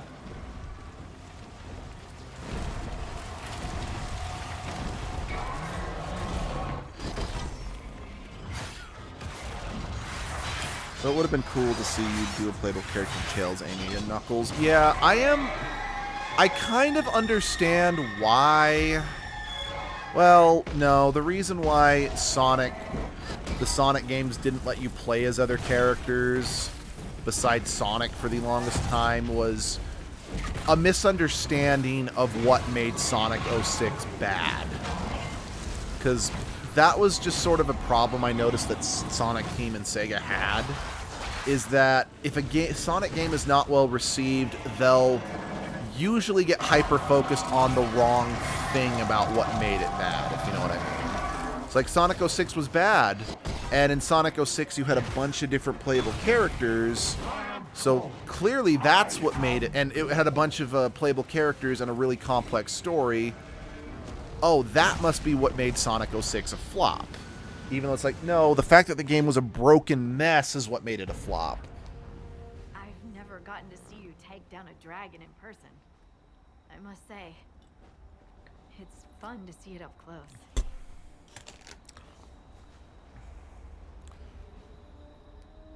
Perhaps this calls for a new title. Dragon Slayer Harding, perhaps. Sonic 06 was bad because you didn't let the devs cook. Nobody Well, can see me coming. it was bad because they split the dev team. It's strange. Because all of Sonic Team was supposed to work on it, then they're like, okay, half of you need to now work on Sonic and the Sacred Rings. You weren't in the fortress. How'd you hear about Ameridan? I'm a scout, remember? Who do you think writes the messages Liliana reads?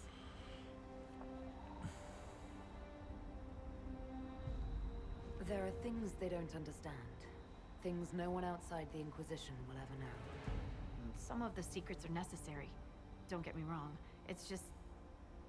every time you're more than just a person to someone, you're also less than a person to them. They don't see that a real normal woman fought the Avar and killed that dragon. And they certainly don't know about your strange fixation with Elfroot. My feelings for Elfroot are classified, Scout Harding. I'll carry your secret to my pyre. And for what it's worth, nice work, Llewellyn. Anyway, I'll be at camp if there's anything here you want to finish up. Otherwise, see you at Skyhold.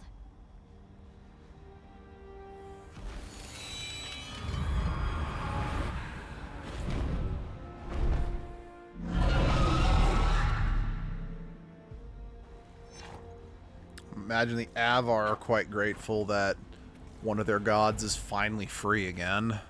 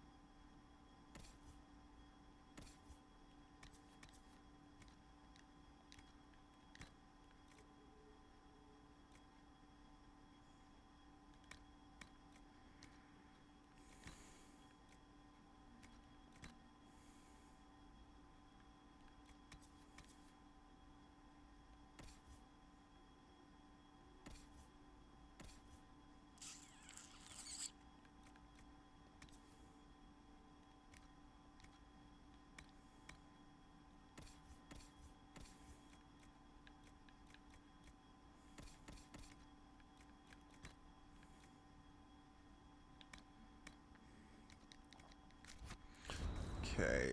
Yeah, we'll speak to the Havar leader, and then we'll head out to...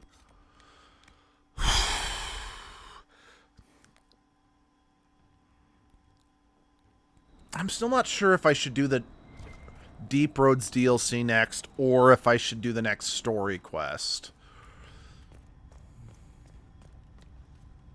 Inquisitor, you have done... It is not right that a guest do so much. More than that, your deeds have earned... From today, you are known to us as Inquisitor First. I will be worthy of the gift you give me, Thanes. I cannot say that all Avar will be allied, but your story will be told across the Frostbacks. I will... Fair hunt. Oh. Hello, bear. No, you're good, Muffin. I hear you judge wrongs among your people, Inquisitor. If you are willing, I ask you to judge Storvacker. Oh, yeah, we get to judge the bear. I'm sorry. As a warrior of our hold, Storvacker should have died rather than submit to the vile ritual the Jaws of Hakon had prepared. It is unclear whether the Augur or I should judge such a thing. You are here. I would be grateful. I suppose I could render... Anyway, this is funny. Ah, Storvacker, will you speak to the hold for your deeds? Oh, that's right. I can recruit the bear into the Inquisition.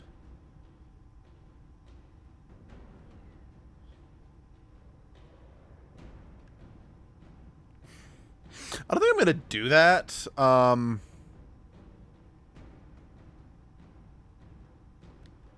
As leader of the Inquisition, I declare this trial sufficiently scornful to be punishment. Live well, be free to go, etc. I see the tales told of your kindness did not lie.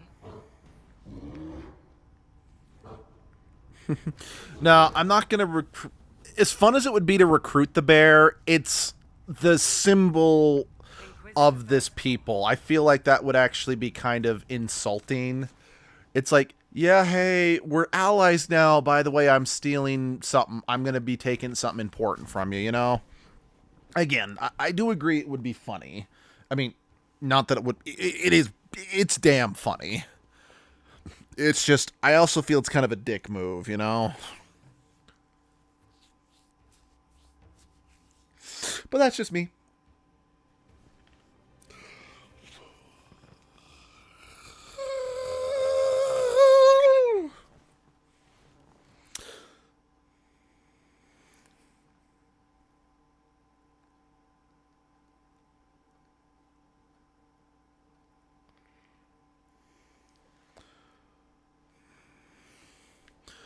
Okay.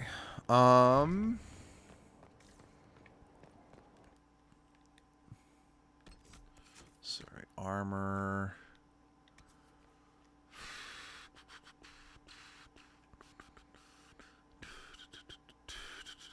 Yeah, no, I can't just... I genuinely... As awesome as that armor is, I just can't justify using it over the jacket I crafted. I want to see if... I think enough time should have passed that the one operation I had should be able to report in. I didn't see the notification it was done, but...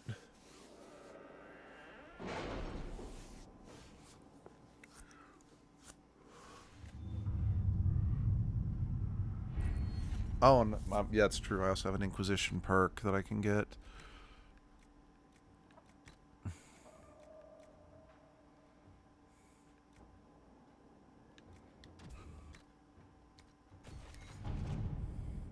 Imagine you started randomly viral. You're going to be going... It would be crazy, and at the same time, I kind of wouldn't want that.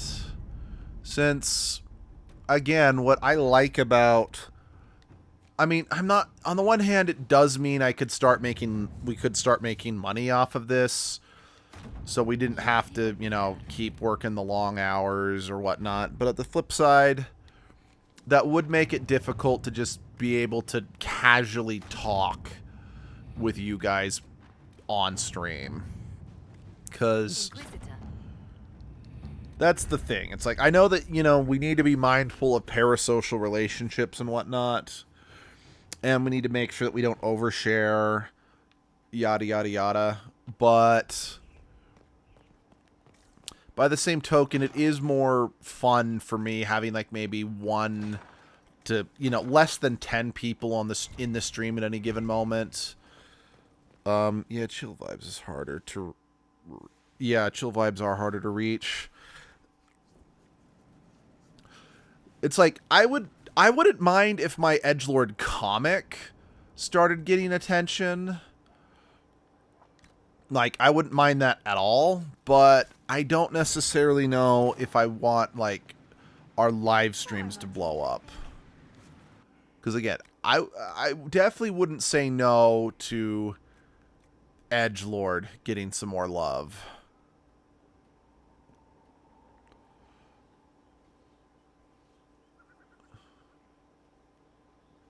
Come on, I want to see what this looks like on Dorian. Cool.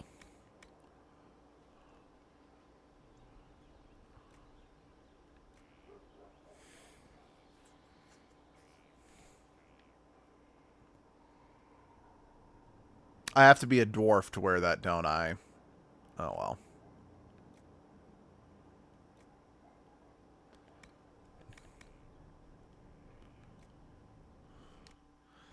Okay, did I get any new weapons? I know I got some new crafting, I just... Oh.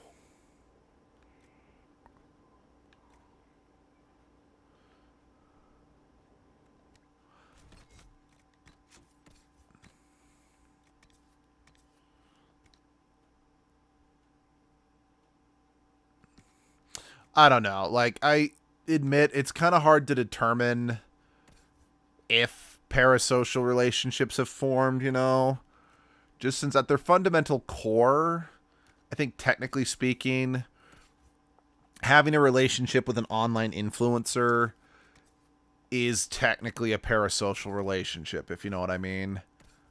It's like, I like to think we've done okay, but I can admit that I've always been a little too friendly, so maybe I haven't done the best with it. I don't know. Like I said, I think we're okay because it's not like we've ever, like, asked you guys as an audience to be like, oh, hey, you know, send us money or, hey, send us pictures or anything like that, you know? But I also can't prove that, you know? So maybe I haven't done my best job.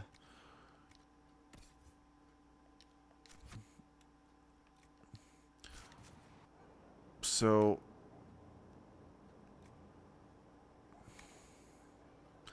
that is good, but parasocial is also more one-sided, right? I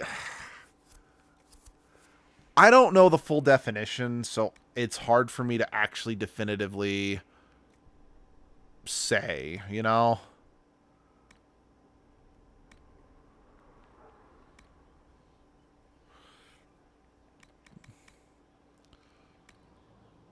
Yeah, it's like...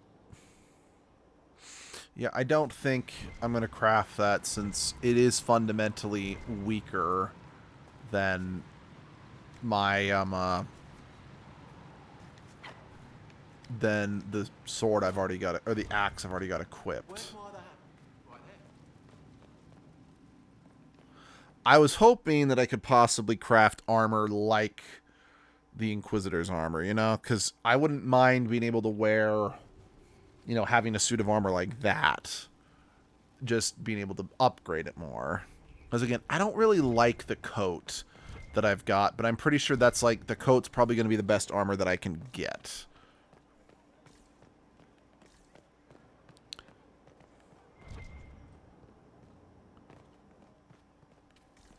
Alright, we're going to go talk to Sarah, just because we just completed her quest. Or, well, we completed an operation for her.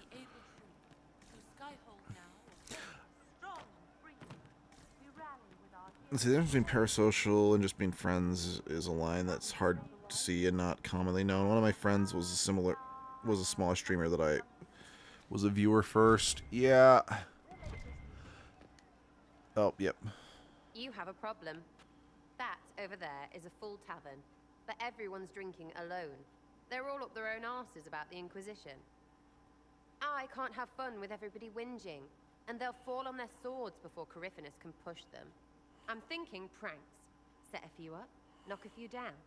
You win or not? You have an odd idea of preparation. I need to keep them at their best. What's best then, Mopey? Constantly ready for death to fall from the gaping hole up there. I know people. Pissed off and fired up is better than dreary bleary. Come on.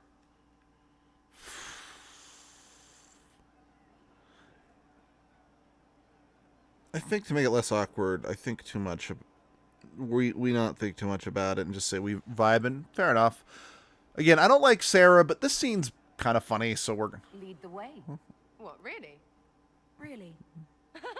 I knew you were different. Let's go. But this scene's legitimately funny, so again, still don't like Sarah very much. Right, General Uptight is gone. What, the desk? Oh yes, center of the Empire and all that. What to do, what to do. All right, Sarah. What do you want to do? Thing looks heavy. Don't want to move or break it. I got it. Easy one. Just a slip of something under here. There, won't notice much, but it's just that little bit wonky. He's so in control that'll piss him royally. I tell one of the soldiers and boom, the general seems like people. And since he works for you, you seem like people. Come on, next one. When I hear the name Sarah, I think of Sarah like Seraphim the Angel stuff from Hasbin Hotel. Yeah, fair enough. Right, little lady prissy pants. Have a look for something she likes too. What, just the door? Where she greets every important idiot. Yes. Well, Sarah, what do you have in mind? Get a bucket. Classic, Or if you meant Sarah, then think of someone else I know. Okay. Except for the one who cleans it up, I suppose. But whatever. Next up.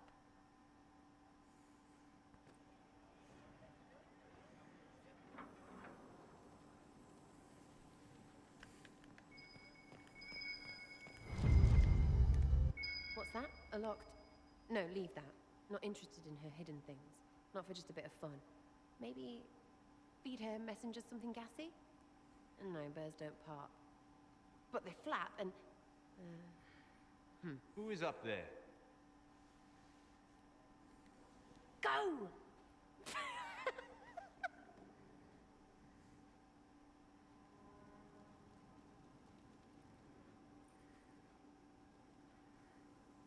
That was fun. An inquisitor of the people. I love the fact that Liliana's the only one we actually didn't pull a prank on, because she's probably the one who could easily have us killed. Scary. That works, but not for long. I should be someone they can look up to and respect. You their leader or their mummy? Maybe some of them want that, I suppose. Up to you. Oh, herald of everything. Anyway, fun time, Inquisitor. You! Oh, frig. You did it!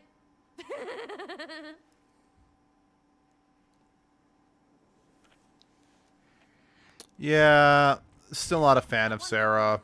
I admit, the scene is funny, but I still really don't care for her.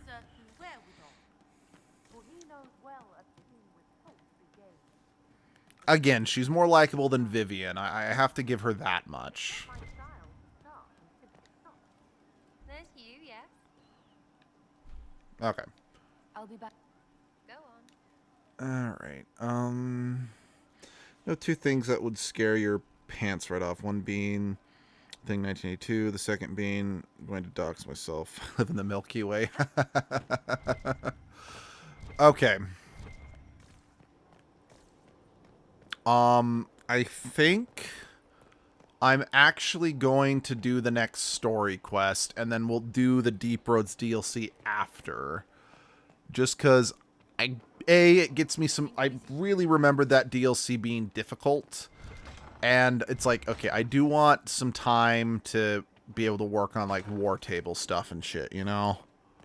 So I think we're going to advance the story again, and then we'll do the Deep Roads DLC. Because we have to do the Deep Roads DLC before we beat the game, because that one actually plays into the next game.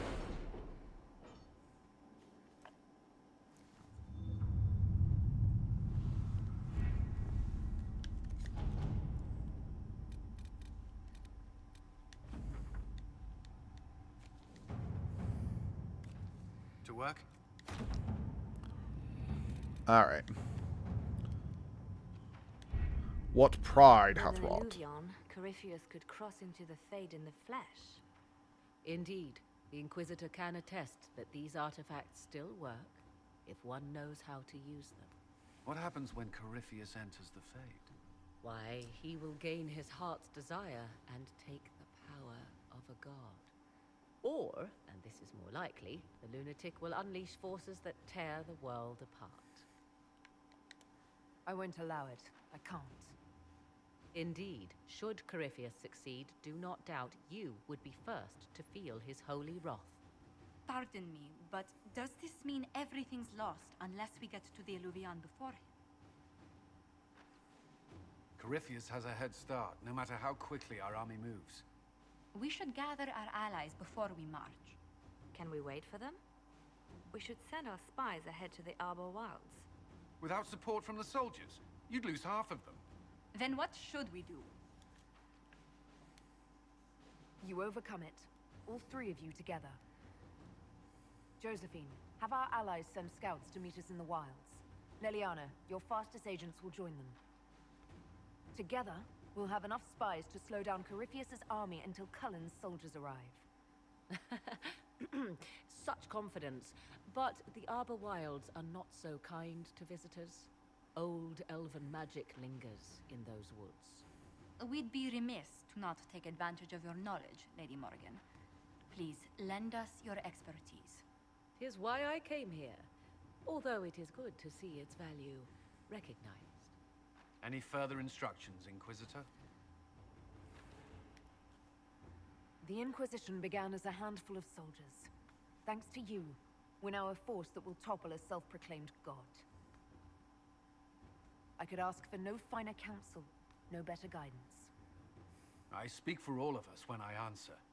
We could ask for no finer cause. We'll hound Corypheus in the wilds before he can find the temple or this Illuvion.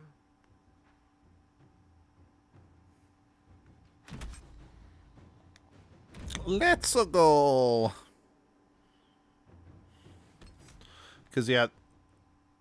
Okay, I guess that's what caused her portrait. I really don't know. I still don't understand what I need to do to get Cassandra's portrait to change. I know what needs to happen to get Solas's, but that doesn't happen until much later. I know, we're almost done with the game, so that's probably a weird thing to say, but it is true.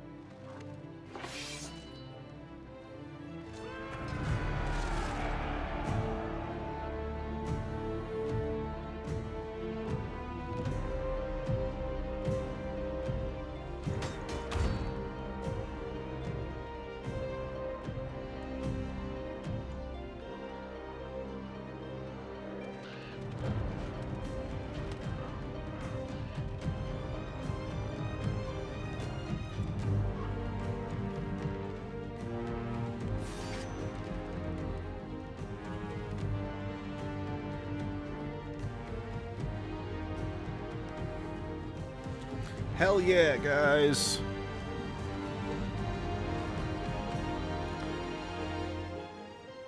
Guerrilla tactics to muck about with Corypheus.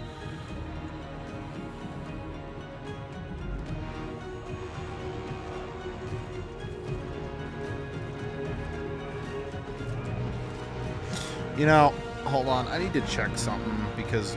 Oh.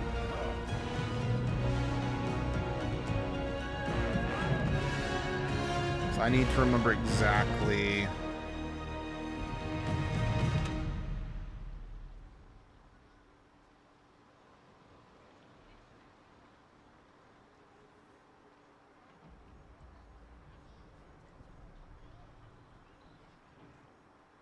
Inquisitor. How goes the battle, Captain? The Red Templars fall beneath our blades, your worship. Commander Cullen says they're nearly finished. Our scouts saw Corypheus traveling towards an elven ruin to the north. We can clear you a path through his armies. Sorry, 1 second. I'm just looking this up real quick.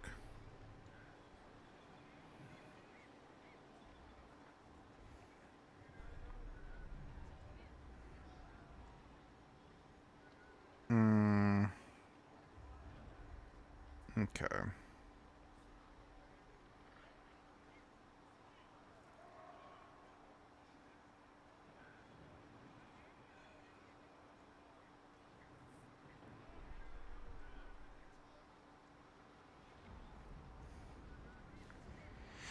Right, okay.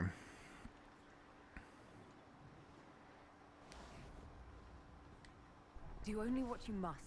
We need enough people for a celebration when we get back to Skyhold. We will not fail you, my lady, no matter what comes. Andraste guide you, Inquisitor.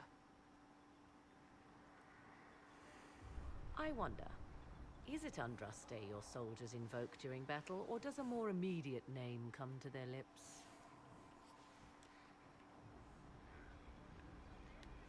They show me respect, Morrigan. No one mistakes me for the Maker. True. You are far more likely to come to their aid than a chantry fable. But I digress. Also true. If your scouts report accurately, I believe these ruins to be the Temple of Mathal. Which is? A place of worship out of elven legend. If Corypheus seeks it, then the alluvion he covets lies within.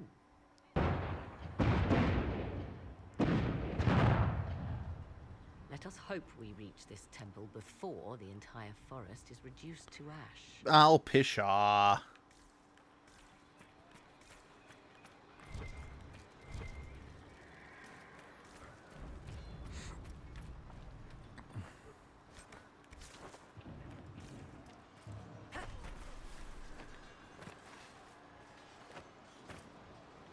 Wait, what the? What is that? What is the Empress doing here?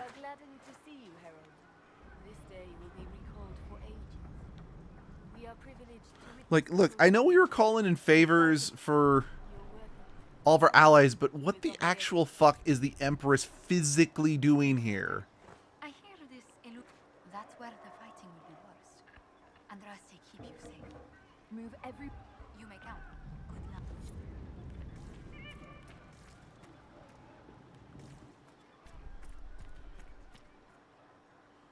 Especially since, why is she also still wearing that ball gown? That just actually kind of feels a little lazy, if I'm being perfectly frank.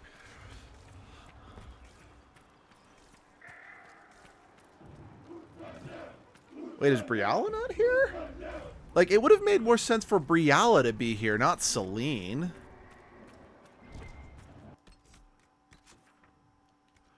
Alright, that's the way I'm supposed to go, I think.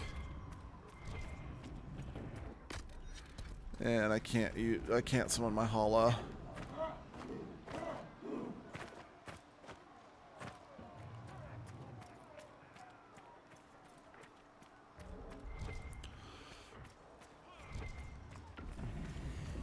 Okay. Sorry. The thing that I kind of was saying earlier, I'm like, hold on, I need to check something, is I wanted to make sure that I knew.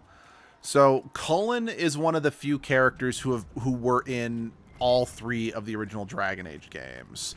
However, the voice actor was fired Let's see. Throws a banana at your character. Thank you. My character can use some potassium.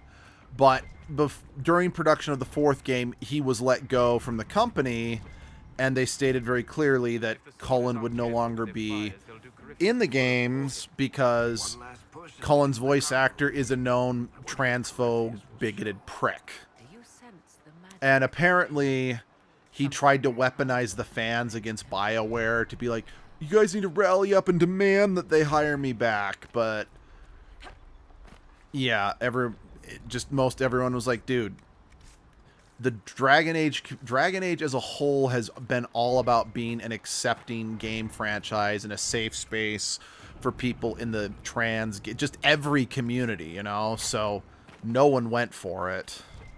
So it's like, it's a shame that, you know, the voice actor of one of the few characters that once again has been in every single Dragon Age game was such a POS. Because, like, admittedly, Liliana has appeared in every Dragon Age game, at least in the first 3, and she doesn't appear in Veilguard either, but I also feel like her story, considering that she could potentially become the Divine in this game, maybe that's for the best in her case, you know? And as long as Vivian doesn't become the Divine again on accident. I still have no fucking clue how I accidentally got Vivian to be the Divine that one time. Because Vivian is the absolute worst choice to have as the new Divine.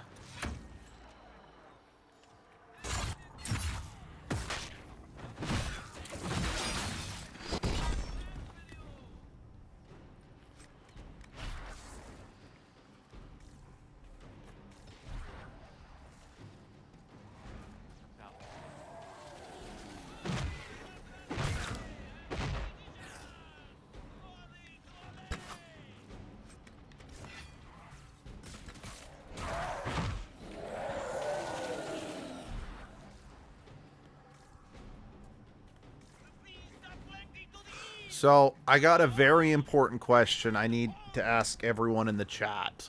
And I want you all to think about it very seriously because I honestly want your honest opinion. So, there are 2 species of mammals that lay eggs.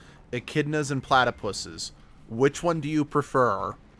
And again, this is a very important question. I need you to give it the absolute most seriousness. Echidnas or platypuses?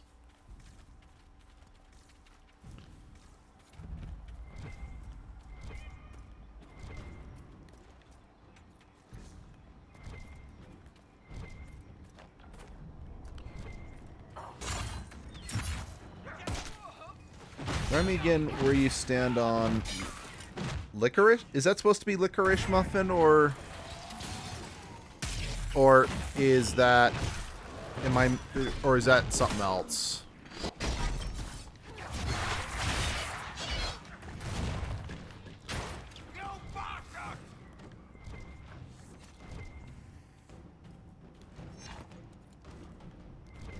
Because if it is licorice, I like red licorice, but that's about it.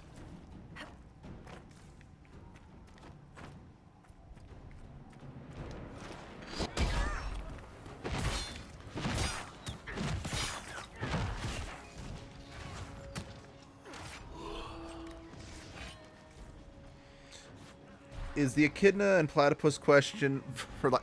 No, it's a very serious life question that I need to know, because as everyone knows, the most important question that any human needs to decide is, do they like platypus or echidnas better? I'm being facetious, Muffin. You don't need to. No, this is not a serious question. I was just trying to. Yeah, no, it has nothing to do with the game we're playing. So, I don't remember why, but because echidnas and platypuses are the only mammals who lay eggs, and Knuckles is an echidna, they made one of the villains in the IDW Sonic comics, Dr. Starline, a platypus to be kind of an opposite to Knuckles.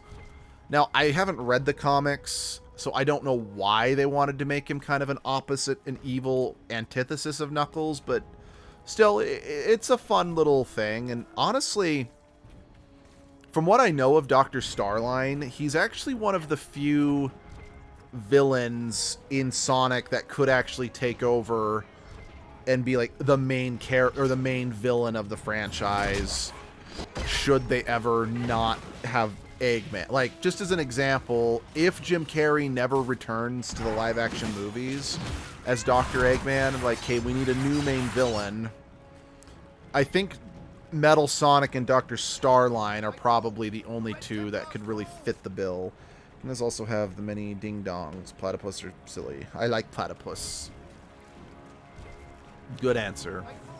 I mean, any answer would have been a good answer. Except saying you don't like platypus or echidna. That would have been the wrong answer.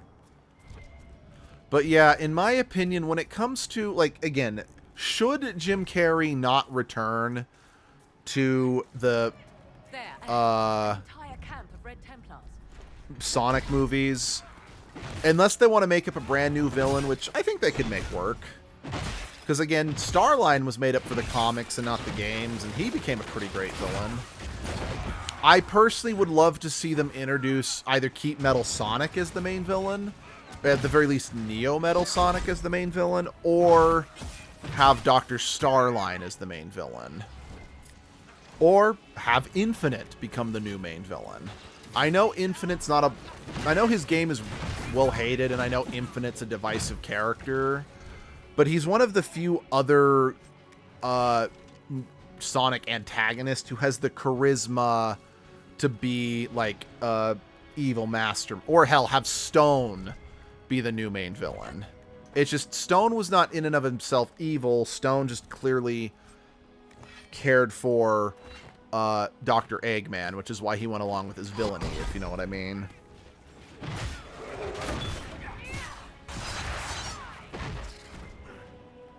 Which, by the way, I would love to see Stone in the Sonic Crossworlds game, which I still haven't gotten a chance to play yet, because I've been playing Digimon, then Pokemon Legends ZA, and then Kirby Air Riders came out.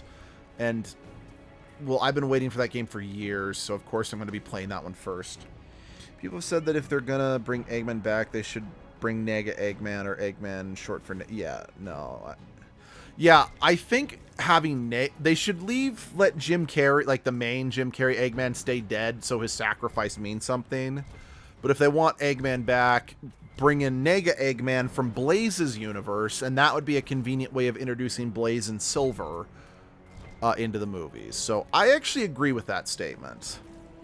But anyway, back to what I was saying. I just feel Neo Metal Sonic, Starline, and Infinite are the only characters who are smart enough and or have enough charisma to take over the role as main character, or as main villains. Again, I know Infinite's not exactly Shakespeare, but he's one of the few of Eggman's creations that would actually seek a position of power, if you know what I mean. And by the way, if any of you are saying, what about Zavok? Just, no, you're canceled. Be quiet. Get out. Sonic team, if you're watching this, stop putting Zavok in things. You're canceled. Be quiet. Get out. No one cares about Zavok. Nobody cares about Zavok. Stop including him in everything. No one cares about Zavok.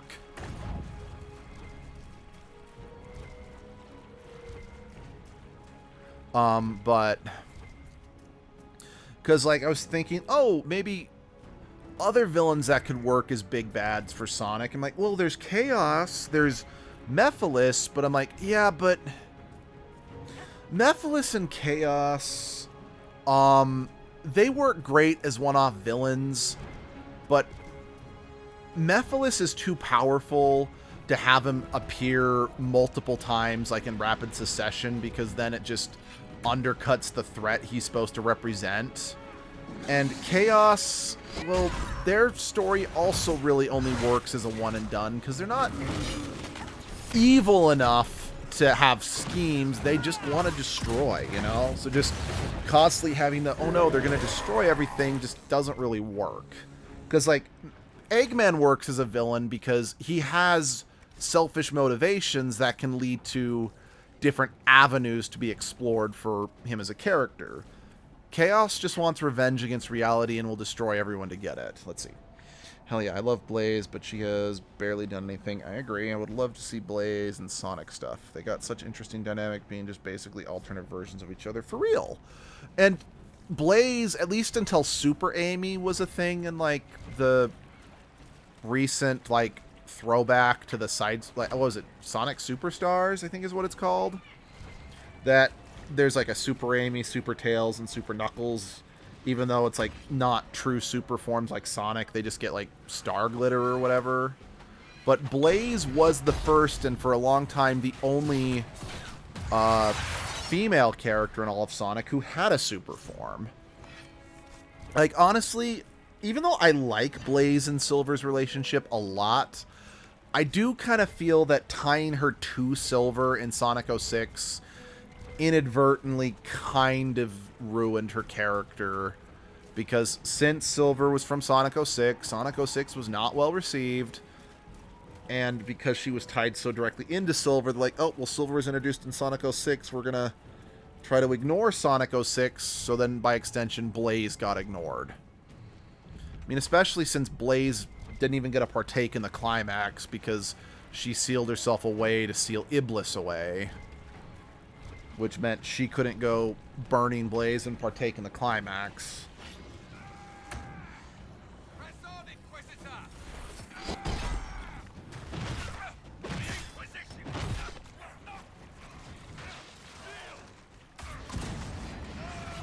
Although, I definitely would love to see Rouge turn up in the movies, at least before they finally come to a conclusion, you know? But admittedly, that's just because I'm a bit of a Rouge simp.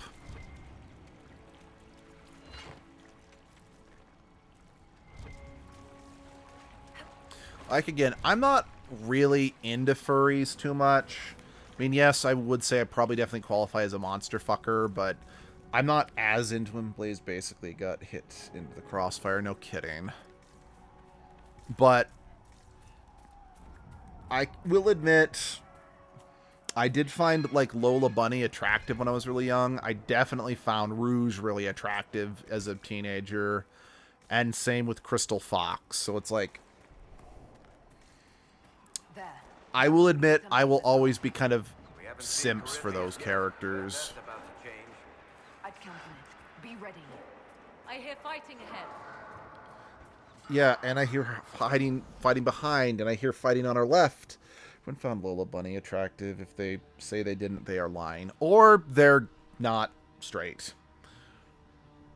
That's also a possibility. Or they're, yeah.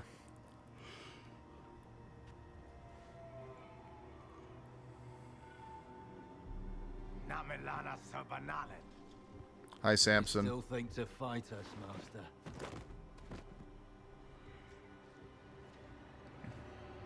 These are but remnants. They will not keep us from the Well of Sorrows. Well of Sorrows.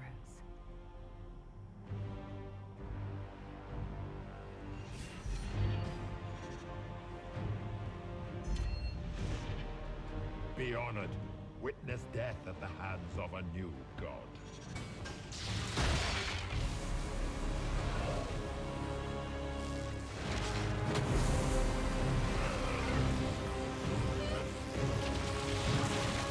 That's true. If they weren't attracted, they might be inside the closet. Also true, yeah.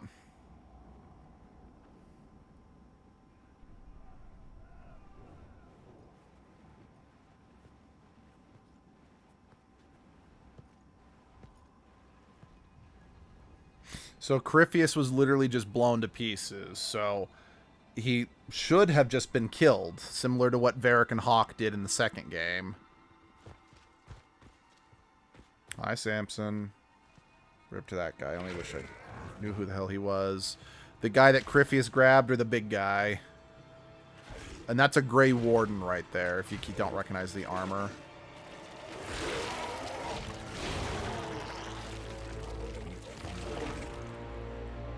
It cannot be. So yeah, Now. Corypheus can't. The guy. Yeah. So yes, Corypheus has achieved semi-immortality the same way the archdemons do. When an archdemon is killed by someone other than a Grey Warden, they transfer into the body of another Darkspawn. Whereas Corypheus can now transfer himself into the body of a Grey Warden. And that's how he cheated death the first time. Because he possessed Larius's body. Because Varric, when Bianca mentioned earlier in this game where she met a Grey Warden mage named Larius, Varric's like, wait, Larius wasn't a mage last time I met him. What's more, Larius became more cognizant. Because Larius was going crazy when we first met him. But he became more sane after we killed Corypheus, and that's because, well, it wasn't Larius anymore. It was Corypheus taking over his body. At last, Mathal's sanctum. Let us proceed before Corypheus interferes.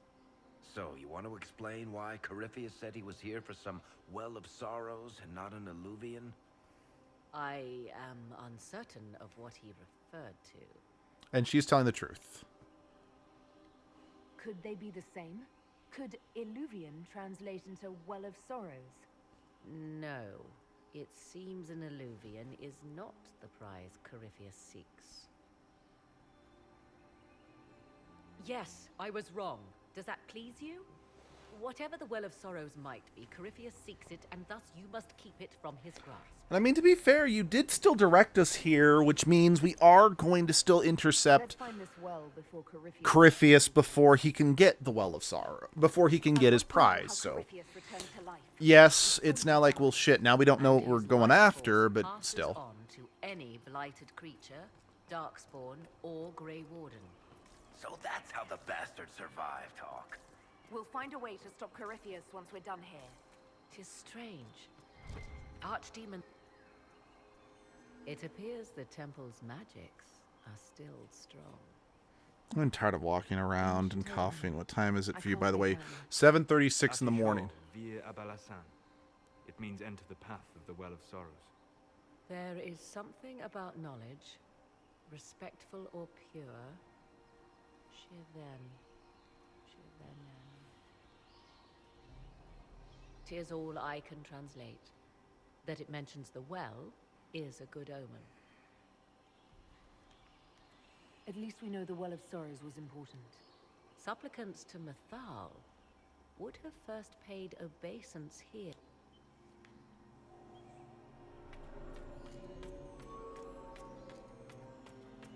So it's gonna be this temple's gonna be a lot of these tile puzzles. Well done. Let us see what awaits. And I'm okay that 7:30 in the morning. Damn, it's 4:30 p.m. for me. Okay. Yeah.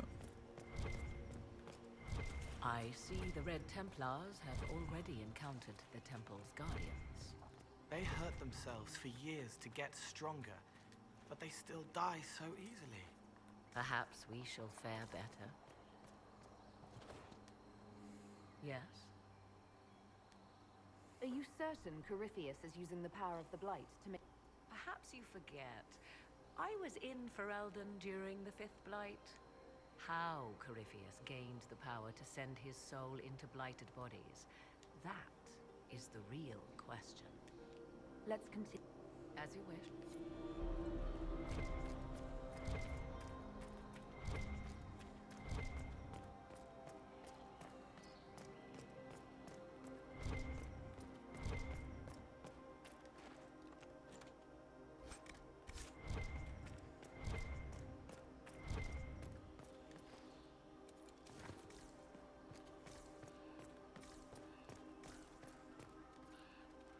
Why would this be here?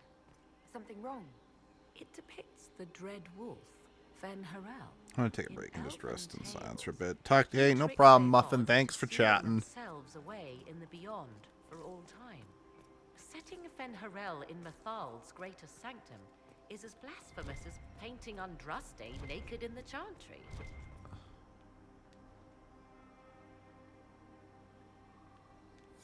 My clan set statues of the Dread Wolf outside our camp. They're meant to frighten harmful spirits. Perhaps. I thought the ancient elves above quaint superstitions. For all your knowledge, Lady Morrigan, you cannot resist giving legend the weight of history. The wise do not mistake one for the other. Pray tell, what meaning does our elven expert sense lurking behind this? None we can discern by staring at it. We can send for historians once peace is brought to this forest. The inhabitants of this temple may not appreciate guests. Again, it's funny knowing what we know from Veilguard as to why a Fen'Harel statue would be in a Temple of Mythal is interesting, now to say the very least. Hold them off! Because there's a very good, we now know there is a very good, very specific reason why there's a Fen'Harel statue in Mythal's temple. Again, I won't say it because it is still a spoiler for Inquisition. Or Veilguard, not Inquisition.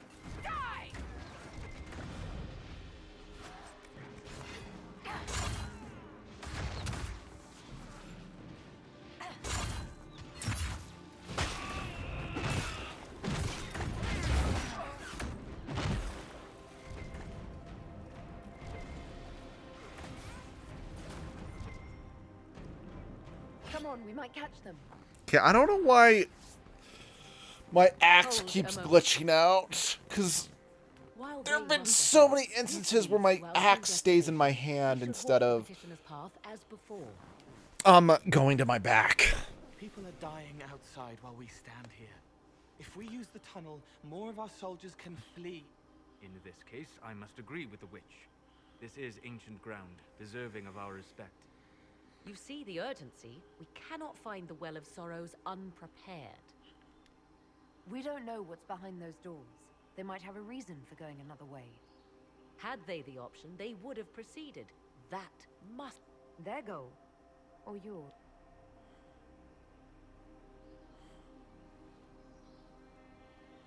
There is a danger to the natural. Legends walked Thedas once. Things of might and wonder. Their passing has left... Corypheus would squander the ancient power of the well.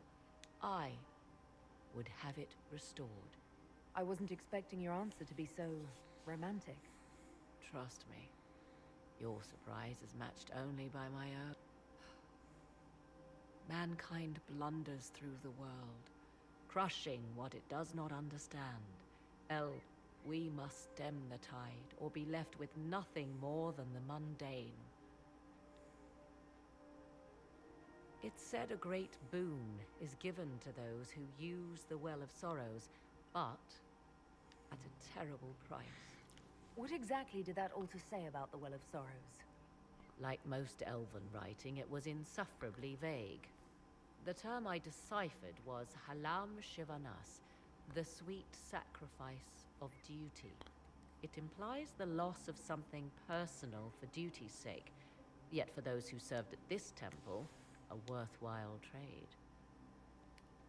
Did you not trust me enough to tell me about... I hoped to find more information. If I intended to cheat you, I would have feigned ignorance. My priority is your cause, but if the opportunity arises to save this well... And gain what? That is what we must discover. The rituals may point the way.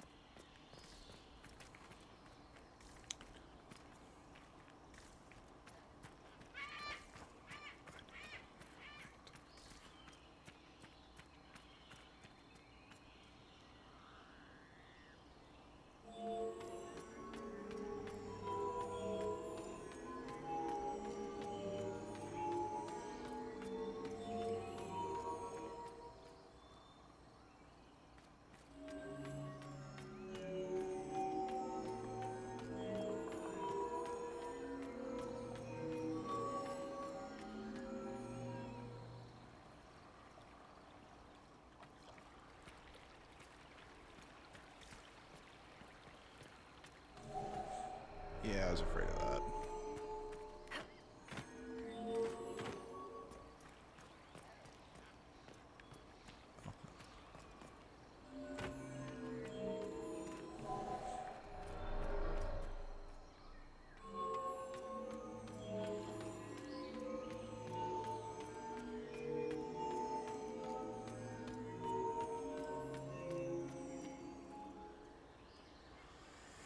Ah, okay. I see what the issue is, and I think I see how we can do this. Okay.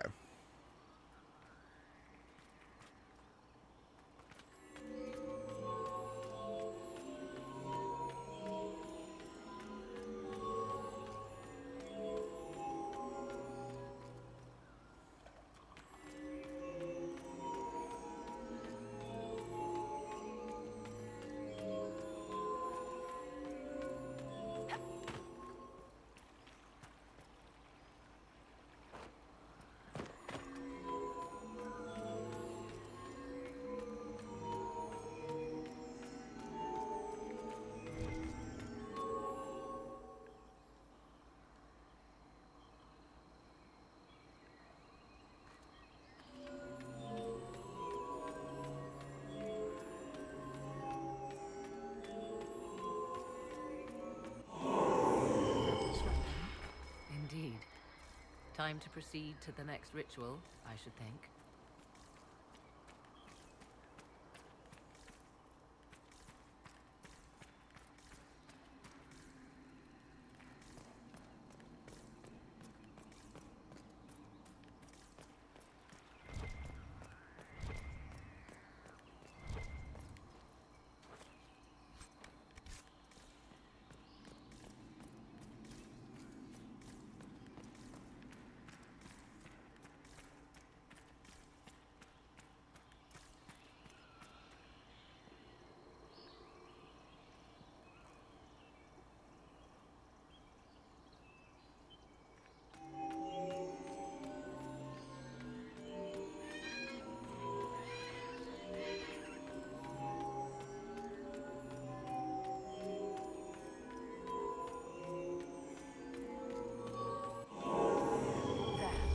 Ritual is complete. We are close. There is but one more How part. do I get up there, though, is my question. Do, do, do, do, do, do, do.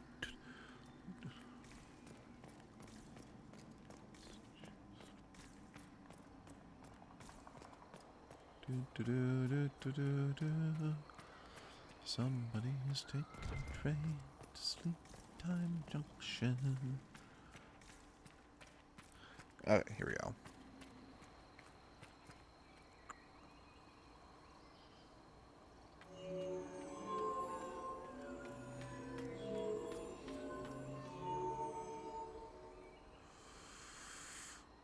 Ooh. Shoot.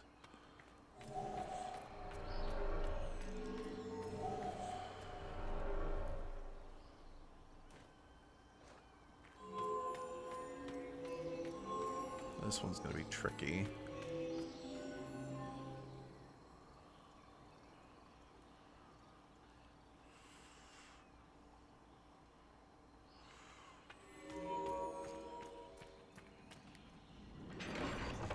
What'd I do?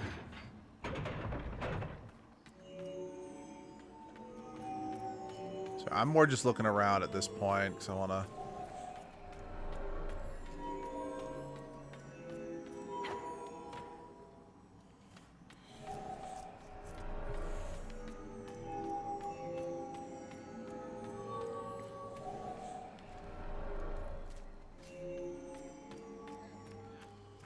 Boop, boop.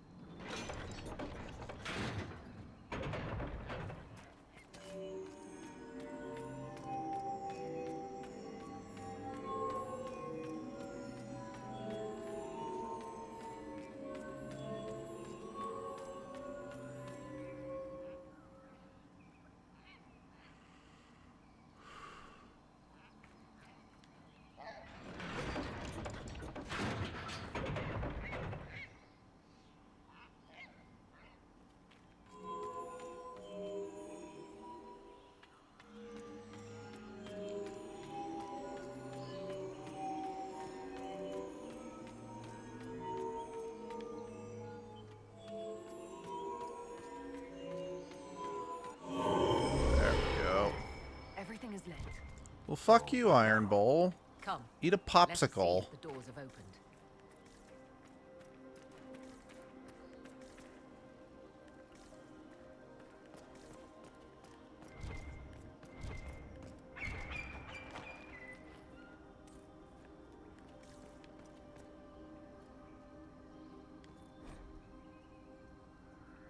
What's this? I believe we are in the presence of the elven goddess Ondrul, Lady of the Hunt. Or a goddess of sacrifice, according to some. Truly? I wonder if that is why Ondrul's patron animal is the hare. 'Tis said the Dalish in... 'Tis not what I expected. What was this chamber used for?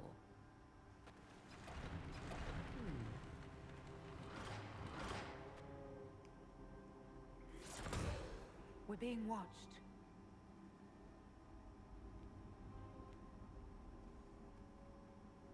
Venavis. You are unlike the other invaders. You have the features of those who call themselves Elven. You bear the mark of magic, which is familiar. How has this come to pass? What is your connection to those who first disturbed our slumber? They are my enemies, as well as yours. I am called Abelas. We are sentinels, tasked with standing against those who trespass on sacred ground. We wake only to fight, to preserve this place. Our numbers diminish with each invasion. I know what you seek. Like all who have come before you, you wish to drink from the Vira Belasan. The place of the Way of Sorrows. He speaks of the well. It is not for you. It is not for any of you. Solus, perhaps he'll listen to you. What shall I say, Inquisitor? Shall I sway him from a millennia of service by virtue of our shared blood? He clings to all that remains of his world, because he lacks the power to restore it. So, you're elves from ancient times, before the Tevinter Imperium destroyed Arlathan. The Shemlin did not destroy Arlathan. We Elven warred upon ourselves. By the time the doors to this sanctuary closed, our time was over. We awaken only when called, and each time find the world more foreign than before. It is meaningless. We endure. The Vira Belasan must be preserved. What is this Vira Balasan exactly? It is a path, one walked only by those who toiled in Mithal's favor. He speaks of priests, perhaps. More than that, you need not know.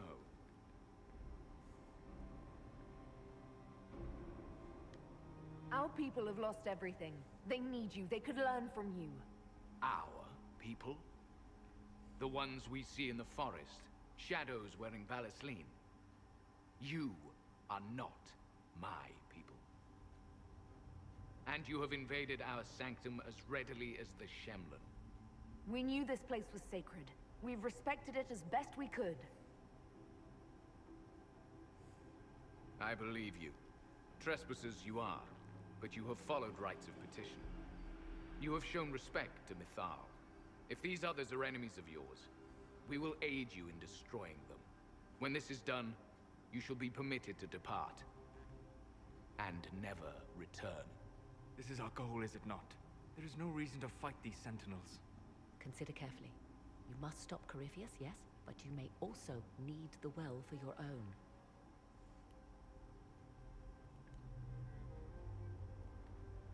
I accept your offer. You will be guided to those you seek. As for the Vira Belasan, it shall not be despoiled, even if I must destroy it myself. No! Morgan!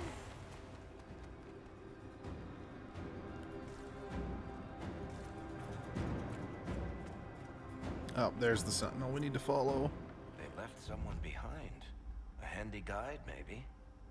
Mytholanast. That's helpful, since Morrigan chased off on her own. She seeks to protect the Well of Sorrows. She turned into a bird.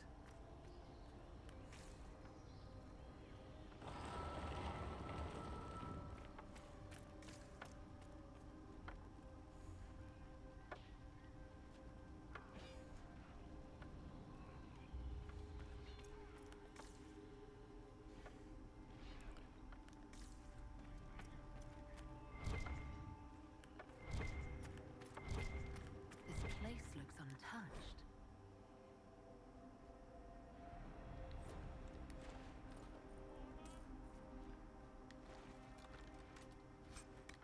Yeah, don't mind me. I'm just gonna loot your sacred altar. I'm sure you're okay with that.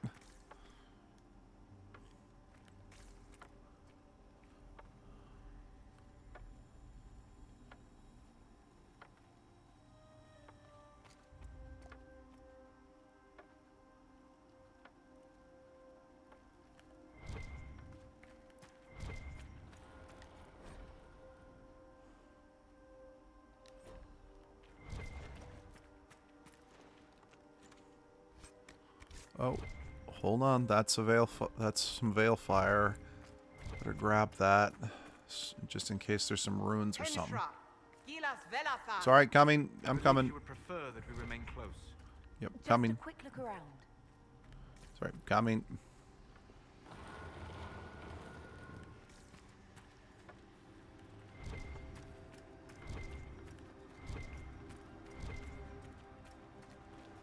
Got more Dreadwolf statues.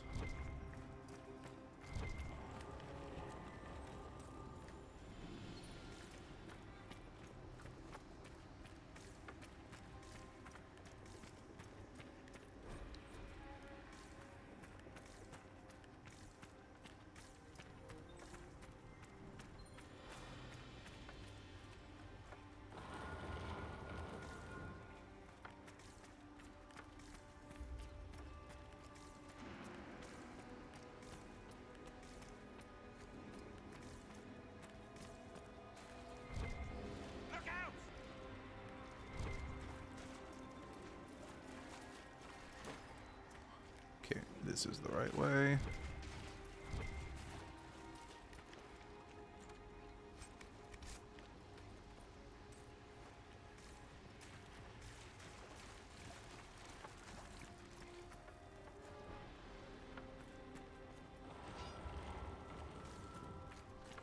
Vir Sumiel.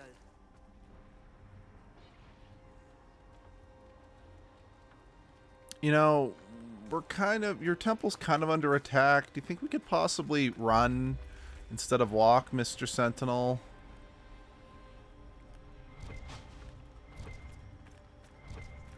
Or Mrs. Sentinel, because I guess they said she. I don't know, it's hard to tell under that armor. And since the elves in this game are so slim and petite.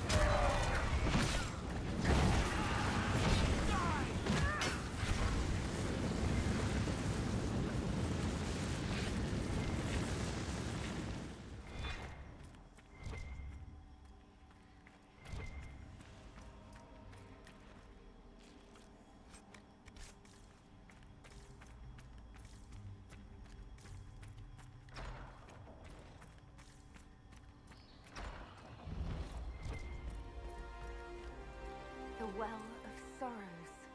So Mythal endures. It's loud and so cold. So cold. You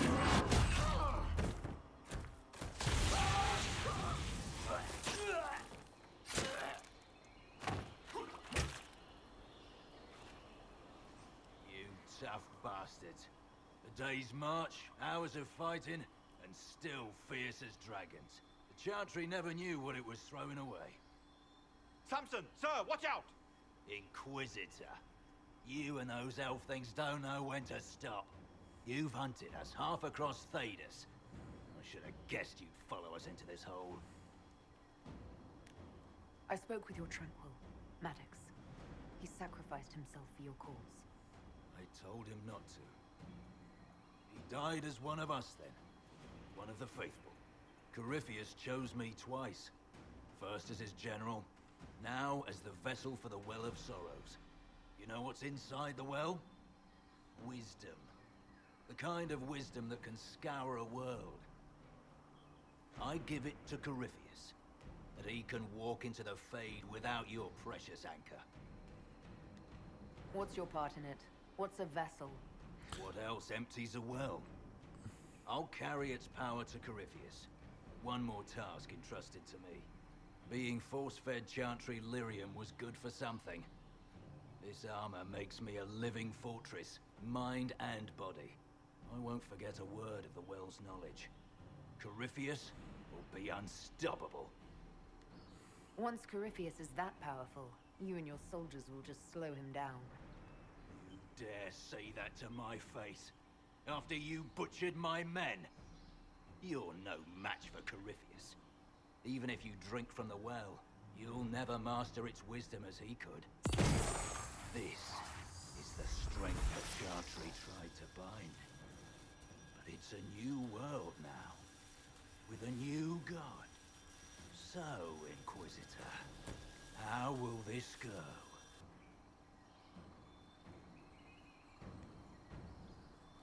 Power's all well and good, until it's taken away.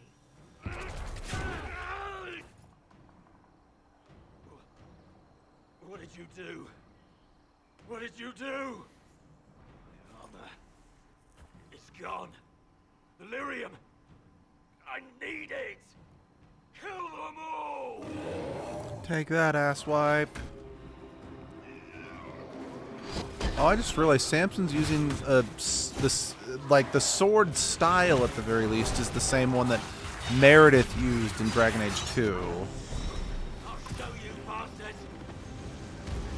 There we are. What's your flanks? Nothing.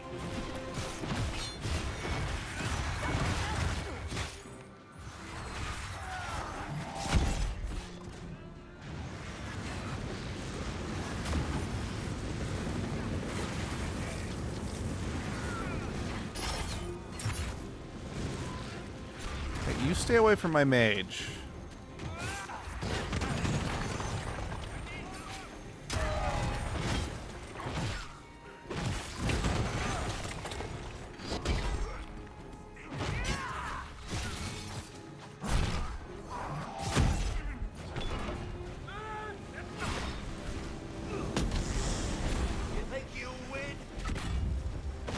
Wait, did he just get taller? Yeah, he did.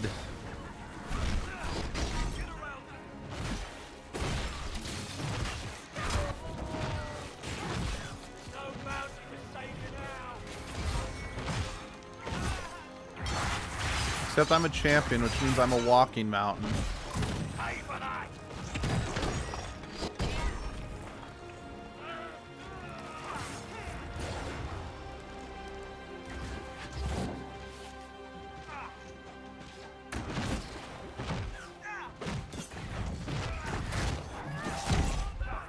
Okay, there we go. You can't take it from Corypheus. You mustn't. Get the line. Damn good armor. We can take him back to Skyhold for judgment.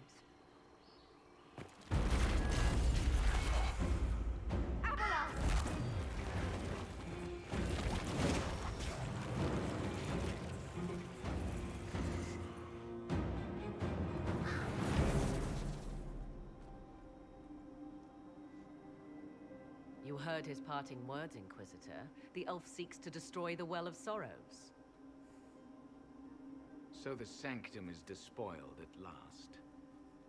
You would have destroyed the well yourself, given the chance. To keep it from your grasping fingers. Better it be lost than bestowed upon the undeserving. Fool. You'd let your people's legacy rot in the shadows.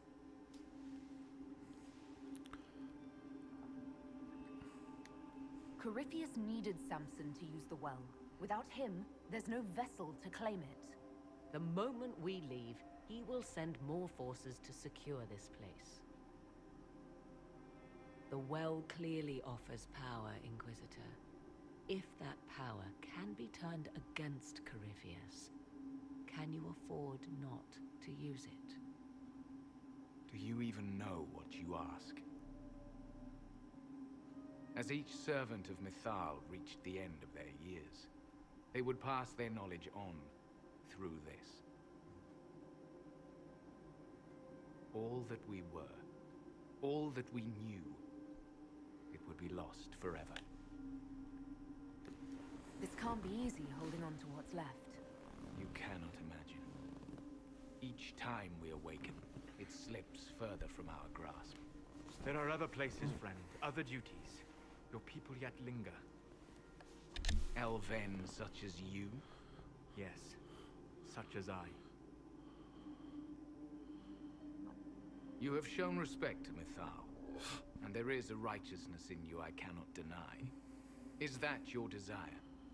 To partake of the Vira Belasan as best you can? To fight your enemy? Not without your permission. One does not obtain permission. One obtains the right.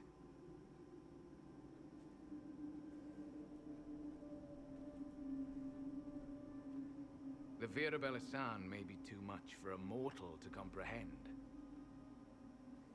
Brave it if you must. But know you this. You shall be bound forever to the will of Mythal. Bound to a goddess who no longer exists, if she ever did. Bound as we are bound. The choice is yours. Is it possible this Mythal might... Anything is possible. Elven legend states that Mythal was tricked by Fen... Elven legend is wrong. The Dread Wolf had nothing to do with her murder. Murder? I said nothing of... She was slain, if a god truly can be. Betrayed by those who destroyed this temple. Yet the Vira Belasan remains. As do we. That is something. Are you leaving the temple? Our duty ends. Why remain? There is a place for you, Lethaline, if you seek it. Perhaps there are places the Shamlin have not touched. It may be that only Uthenera awaits us. The blissful sleep of eternity, never to awaken, if fate is kind. Thank you for this gift, Abelas. Do not thank me yet, Shamlin. Malas Amali Nahalam Abalas.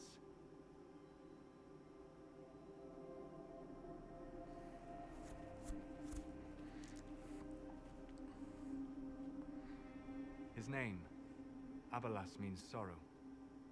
I said, I hoped he finds a new name.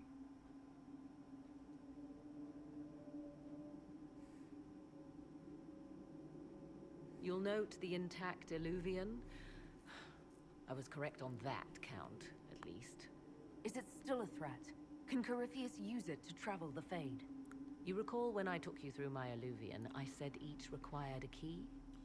The well is the key. Take its power, and Mythal's last Illuvian will be no more use to Corypheus than glass. I did not expect the well to feel so... hungry. Let's not be reckless. I don't want anyone hurt.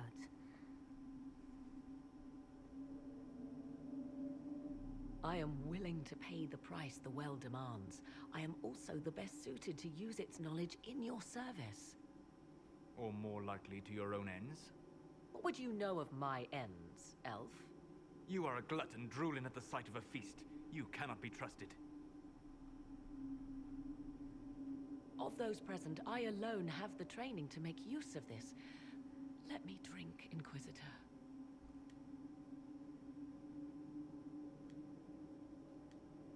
Are you sure you want this, Morrigan?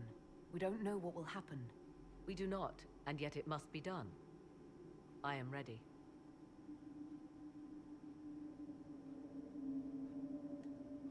Thoughts? She is right about only one thing. We should take the power which lies in that well. You're asking me? This is a lot of weird... I barely understand how any of this works. So many voices. They would be in your head, talking over you. You don't want them. Enough deliberation. Give me your decision. It's yours. I know, Solus, but trust me, just... this is the better outcome.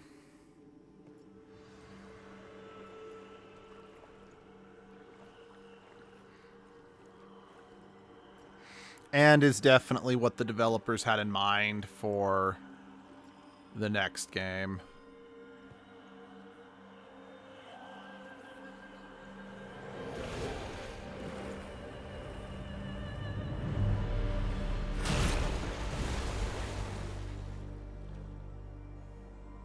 Morrigan!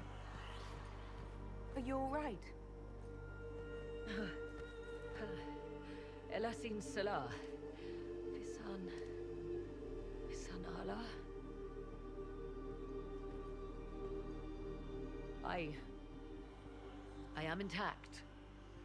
There is much to sift through, but now we can...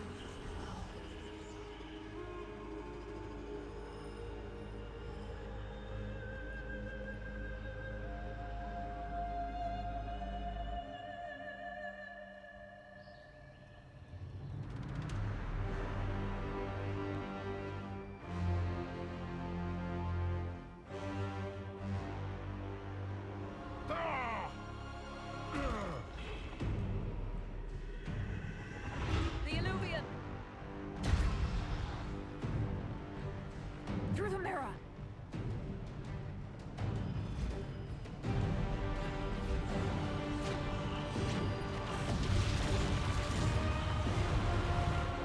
Oh, I forgot about that.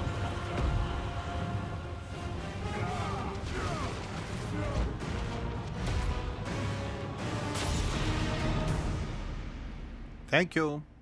I believe the implication is that was supposed to be like a lingering spirit of Mythal. Don't quote me on that, but I think that was the implication.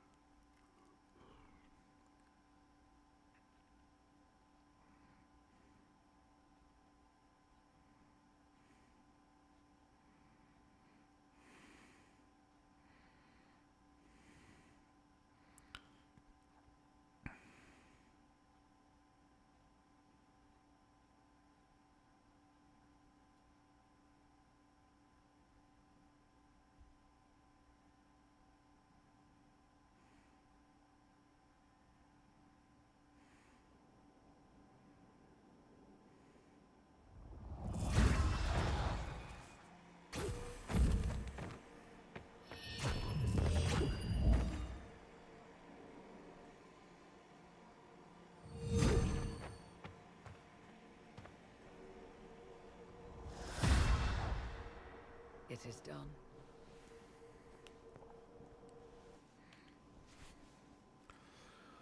I'm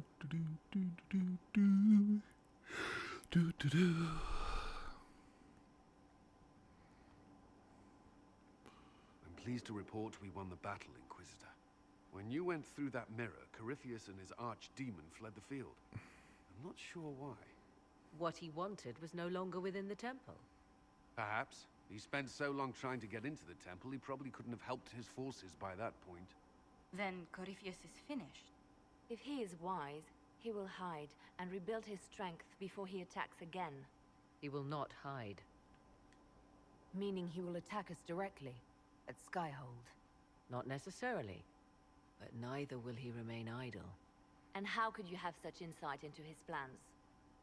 The Well of Sorrows held many voices. And they speak to me now from across the ages. They hold wisdom. Secrets I never dreamed possible. But even they fear what Corypheus has become. Should we fear him more than his army? Possibly. Luckily for you, he has a weakness. The dragon he calls is not truly an archdemon. It is a dragon in which Corypheus has infested part of his being.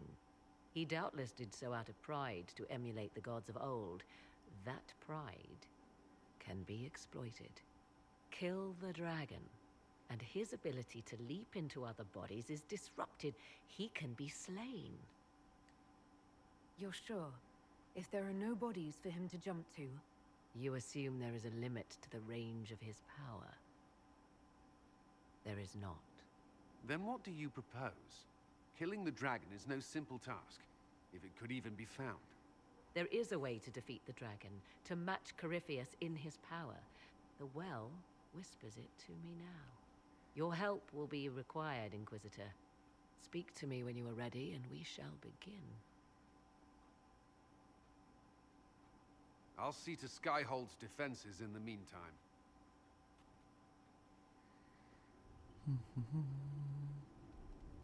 Okay. We should have more operations to do now.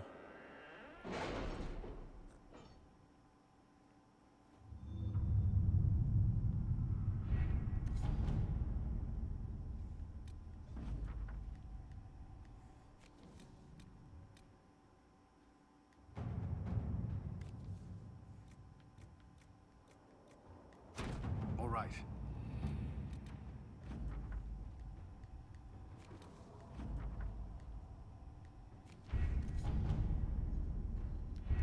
No. Okay. Well, we had a new operation. Let's see what we have. All right, let's go talk to everybody.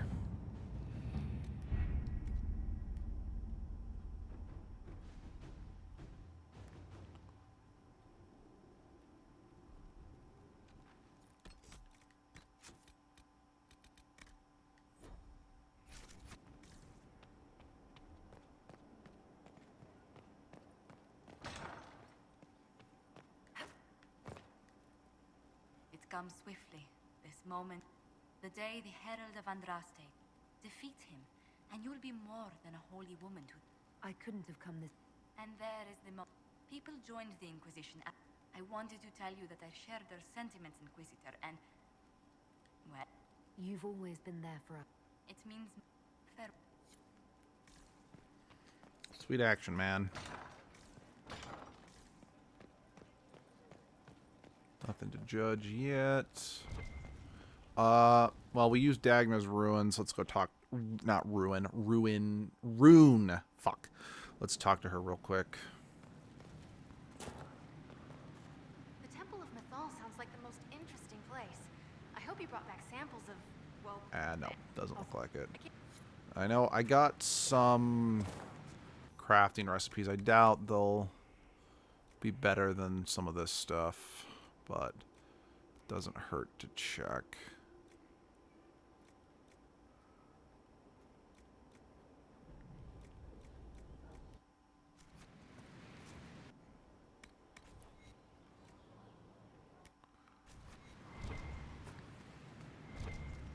A nice, simple...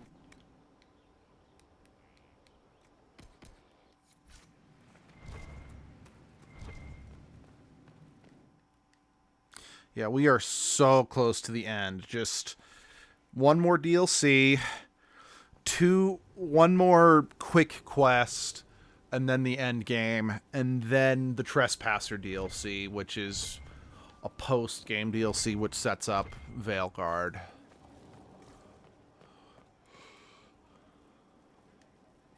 So, we went to an elven room and wound up... I don't want to think about this anymore. Want to discuss something...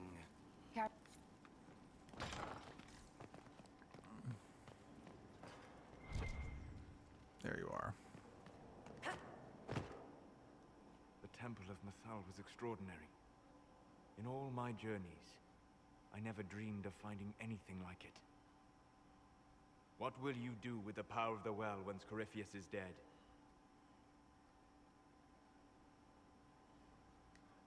I'll use whatever power I have to undo the chaos that Corypheus and his allies have caused. You would put things back the way they were before. Yes. I mean, not exactly. I know what you mean. Thank you. For what? You have not been what I expected, Inquisitor. You have impressed me. You honor the past and work to recover what was lost, even if the cost is high. I respect that. And I am indebted to you for the reminder. Forgive my melancholy. Corypheus has cost us much. The Temple of Mythal did not deserve such a fate. The orb he carries, and its stolen power, that at least we may still recover. With luck, some of the past may yet survive. Whatever comes. Come with me,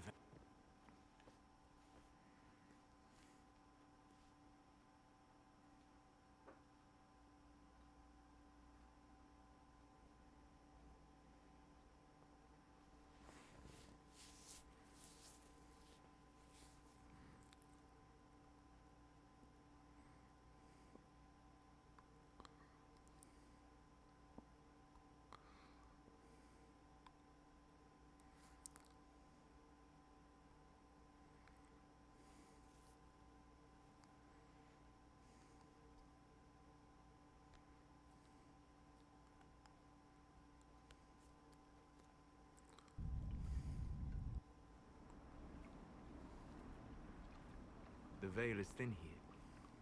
Can you feel it on your skin, tingling?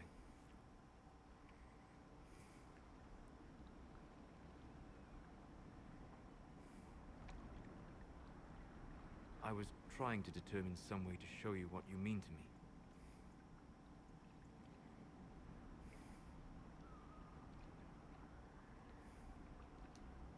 That's not necessary, Solus. You're my... That is the question, is it not? For now, the best gift I can offer is the truth. You are unique. In all Thedas, I never expected to find someone who could draw my attention from the Fade. You have become important to me. More important than I could have imagined. As you are to me. Then what I must tell you. The truth. Your face. The Valasleen. In my journeys in the Fade, I have seen things. I have discovered what those marks mean. They honor the elven gods. No. They are slave markings. Or at least they were in the time of ancient Alathan.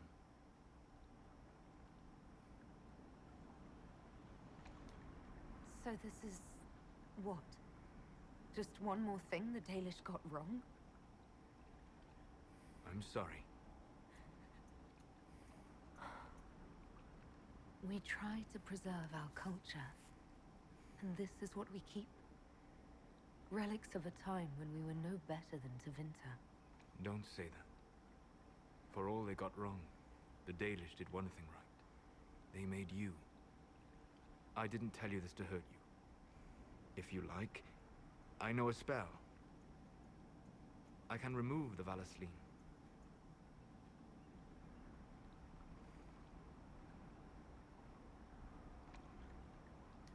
If what you're saying is true... It is. Then... my people vowed never to submit to slavery. I'm so sorry for causing you pain. It was selfish of me. I look at you and I see what you truly are. And you deserve better than what those cruel marks represent. Then cast your spell. Take the Valasleen away. Sit.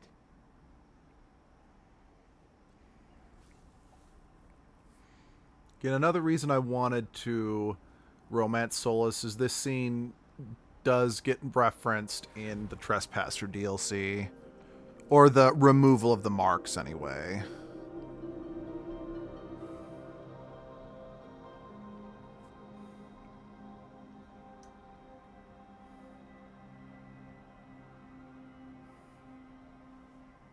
Alasa Malarevas. You are free.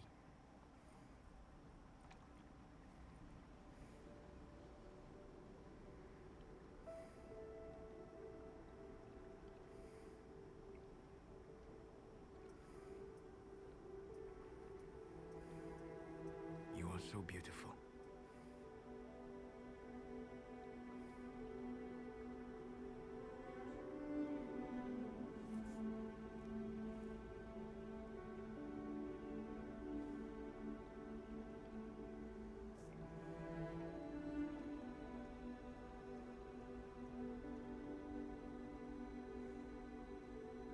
And I am sorry. I distracted you from your duty. It will never happen again. Solus. Please, Vanan.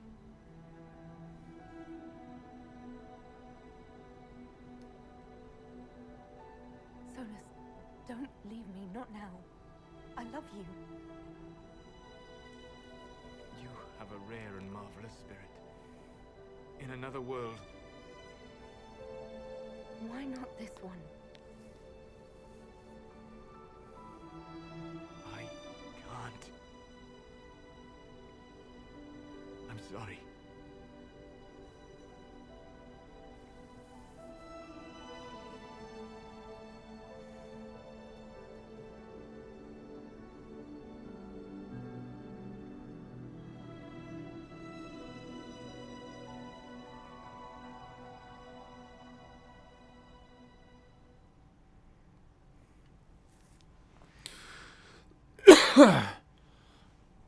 So yeah, in Inquisition, if you romance Solus, he does break it off with you.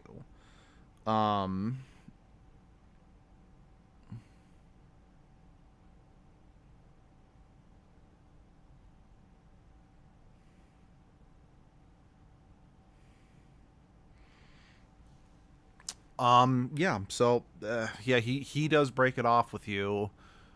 And yeah, it is, you know, rightfully painful. But again, it does lead to some interesting story stuff.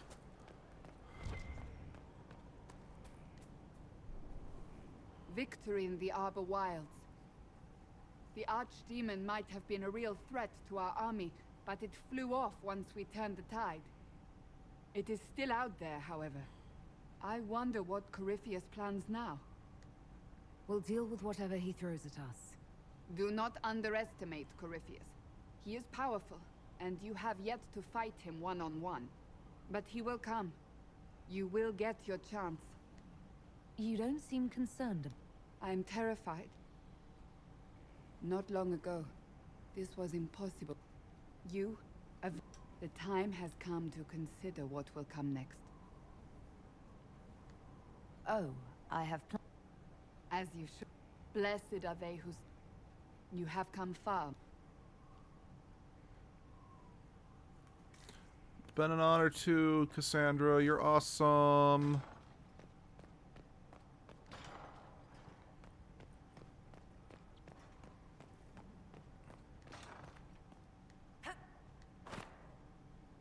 Though all before me is shadow, yet shall the for there is no darkness in the... Sorry, I need to wrap up soon. Those we have lost, and those I am afraid to lose. How can you still... I've questioned it at times, but I found comfort. Corypheus will retaliate. It's only a matter of time. From moments like... There are few... There's time now.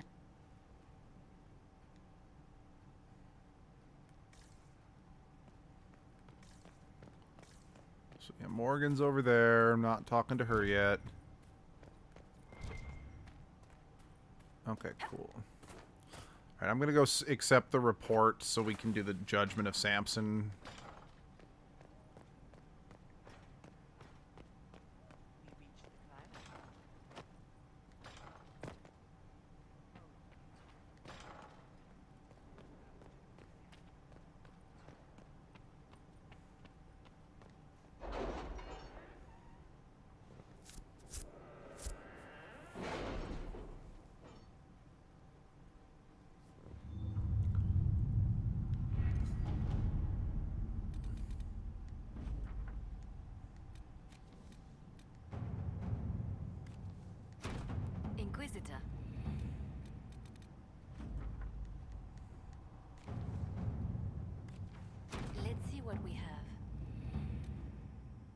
We'll be spread thin until the rest of our forces return from the Arbor Wilds. Of course.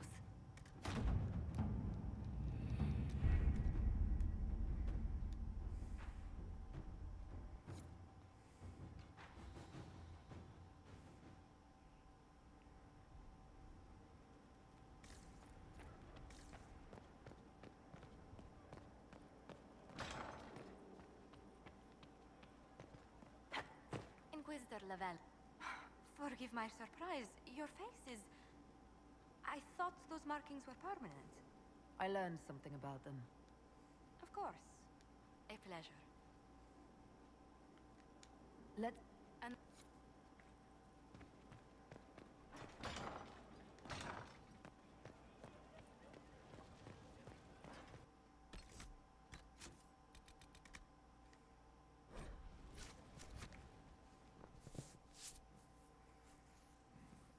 Give me, Inquisitor. For personal interest, I have relieved Josephine, as you might expect. Knight Templar Samson, General to Corypheus, traitor to the Order. The blood on his hands cannot be measured. His head is too valuable to take. Kirkwall, Orlais, many would see him suffer. I can't say I'm not one of them. Judging him will affect as many as his crimes. The Red Lyrium will steal your vengeance. You know what it does. Are you still loyal to that thing? He poisoned the Order, used them to... Templars have always been used. How many were left to rot like I was, after the Chantry... Piss on it. I followed him, so Templar... Same lie as the Chantry. The profit just isn't as pretty. I found your people. They believed in you, believed... Not your business. Your friend Maddox was so loyal, he killed himself. For... They were always going to die. I saw what Corypheus was doing. I made them believe their pain had purpose. Just like the chant, it ended as well as any... Corypheus would kill me on sight. I'll tell your people what they want. Everything I cared about is destroyed.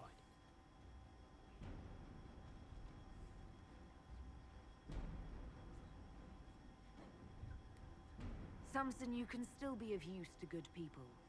What you know is less important than what you are. My Arcanist will study your resistance to Red Lyrium. Do as you will, Inquisitor. Your kind always does.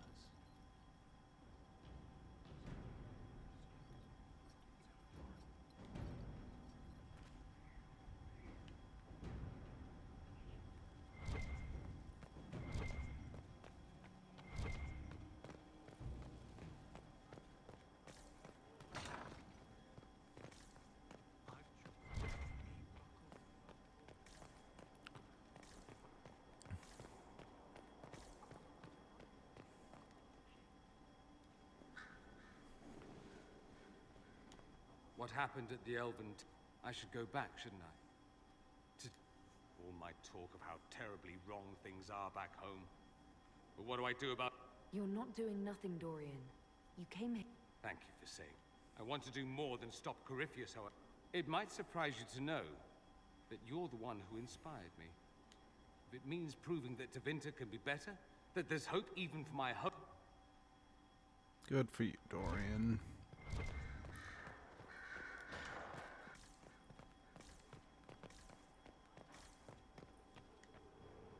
Yes? Hey, if I don't have to talk to you, I'm not going to.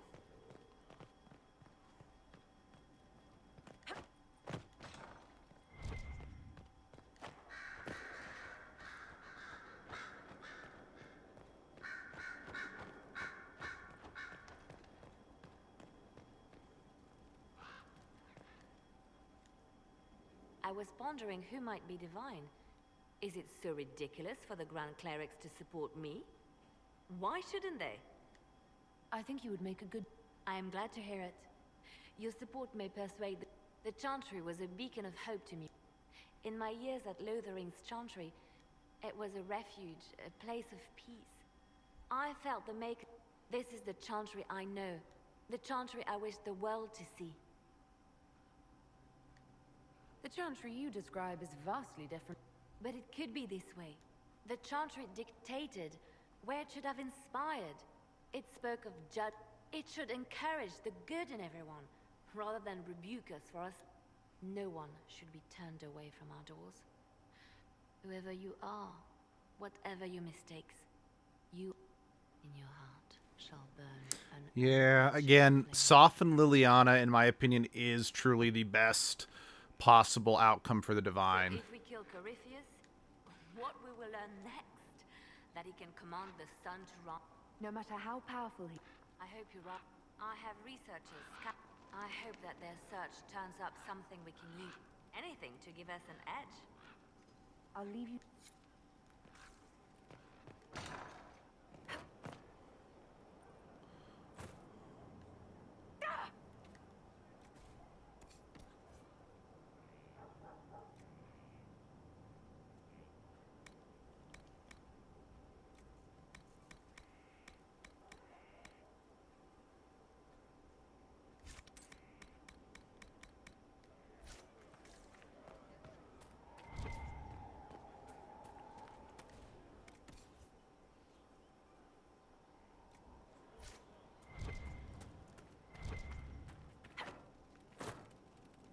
Corypheus is able to Perhaps it's a good thing I'm not a real warden. It's a blessing. Warden or not. Going up against a darkspawn. Funny how these things happen. Nothing right.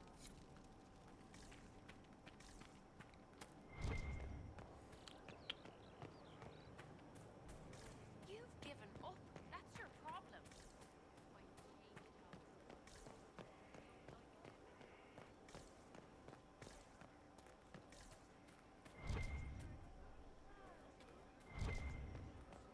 What do you think allowed the triumph of the temple? I'm not.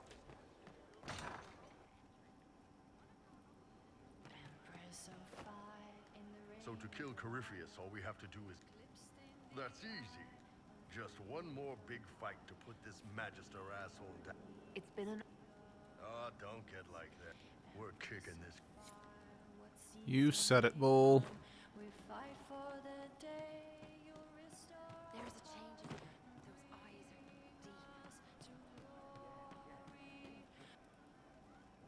are deep. Fuck you, Sarah. This is where I threw her out in my first playthrough. Isn't it? That creaky old Abelas in Mythal saying the elves weren't destroyed by Tevinter. An admission that did not come easy. Of course it didn't. Because that's elfy elves thing. Being the sore losers of history. And never hear the end of it. Fuck We're not you. proper if we aren't sad about the grand history stolen from us. Turns out we're no better than anyone else. Plus, a big old temple full of demon-worshipping lies. Grand, that. You seem pretty certain. You don't believe anything from Mythal. Of course not. What, I should believe all that stuff? Because elves? Probably because there was actual legit evidence of it, you stupid fucking asshole. Seriously. There's evidence right in front of your face and you just keep denying it. You fucking ignorant moron. It's like all the dumbasses at work who believe something just because they're too stubborn to admit that maybe they were wrong. Just makes sense, right?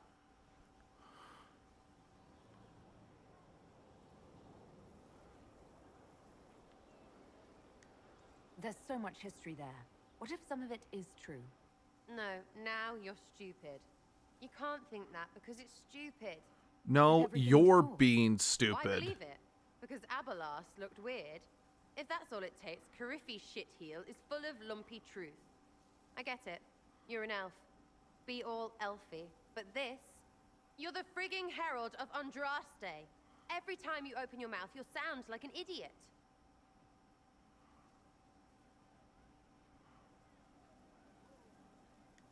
Well, it works for you, so I'm in good company. Words are dumb. Haven't had an argument yet I can't end with arrows. Let me know when you You're want an me to idiot. discuss it with Coryphe shit. Fuck you. I hate you so much. Oh, I hate you so much. So what's going on with your face? You go off with Solus and now your elfie dealies are gone. They weren't what I thought. Originally, they were slave. Solus told me how they were misinterpreted. What are you laughing at? The Dalish, they don't... I mean, you know now. Nobody knows anything about real elves, except they're gone.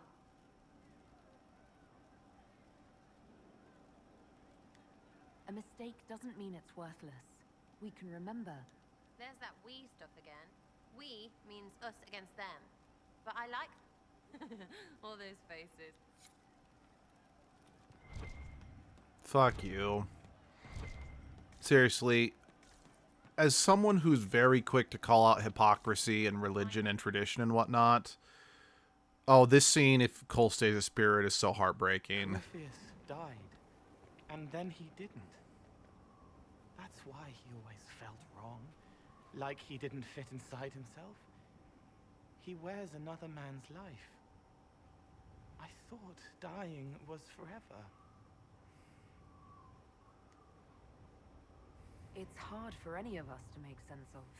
Corypheus is using ancient magic.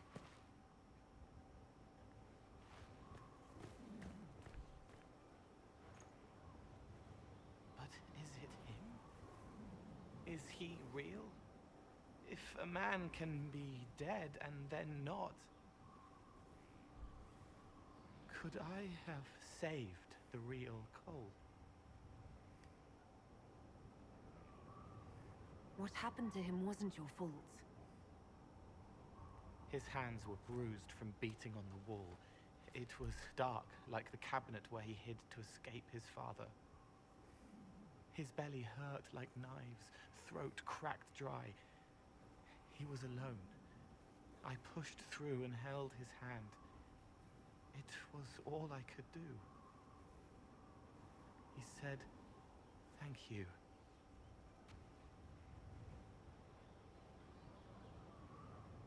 Thank you.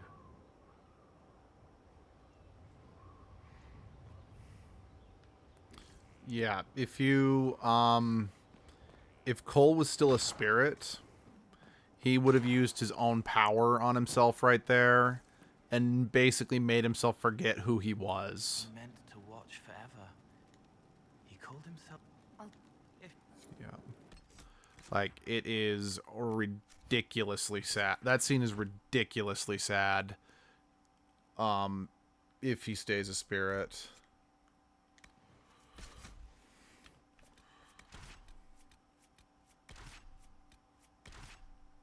There we go. Solus's image changed. Okay, we are going to once we get past the intro cutscene here, then we will be ending the stream for the day. Because I have other things that must be attended to.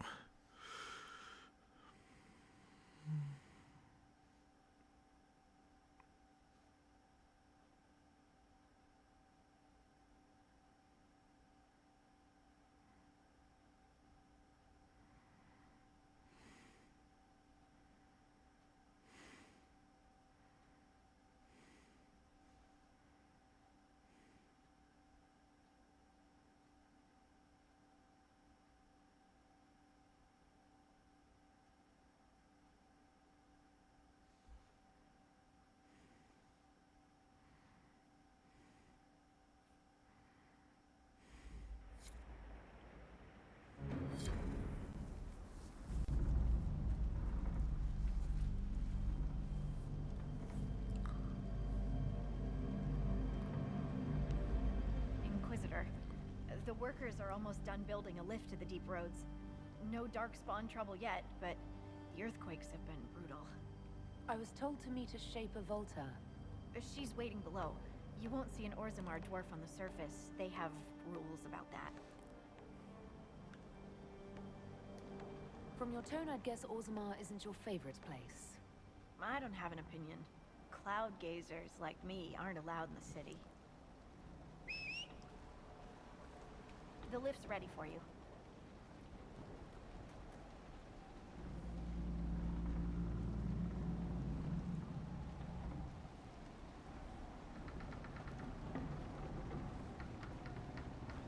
Try not to shift around, and keep back from the edge. It's a long way down.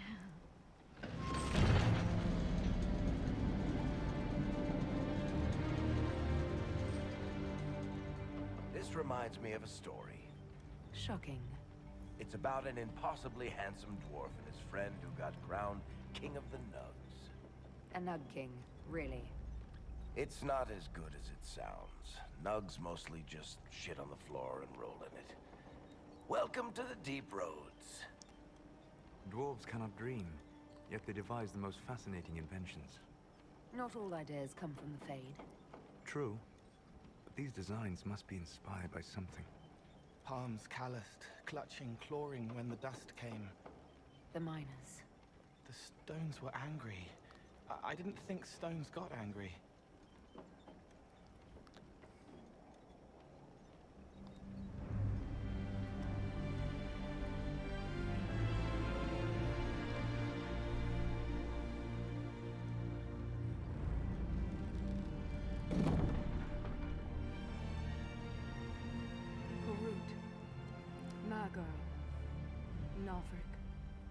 Your names will not be forgotten. You must be Shaper Volta. A trust Valar, Inquisitor. The Shaper it welcomes you to the Deep Roads. How many dwarves have you lost? More than we can count. The mining caste has suffered greatly. Our situation has worsened since we contacted Skyhold. The quakes collapsed this mine and shattered a seal, keeping the Darkspawn at bay. The Legion of the Dead hasn't been able to mend the broken seal, and we can't afford to lose any more lyrium. I've read about the Legion of the Dead. Dwarves who fight Darkspawn in service to Orzammar. They commit their lives to the cause and celebrate their own funerals before entering the Deep Roads. No matter their sins in life, the Legion die noble deaths. The Inquisition stands ready to aid Orzammar. Without a steady lyrium supply, things on the surface will get...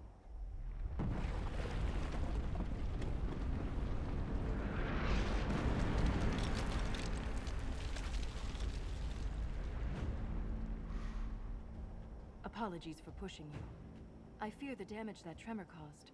Follow me to the Legion. Okay. Oh, hold on.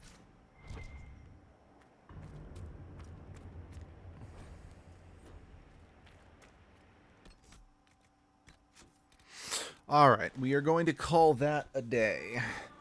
I'm hoping that either tomorrow or Friday we can wrap Dragon Age Inquisition up. Not that I don't love playing this game, because I do.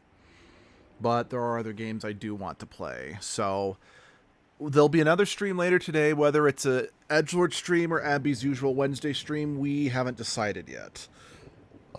I do plan on streaming in the mornings every day this weekend, long weekend for me.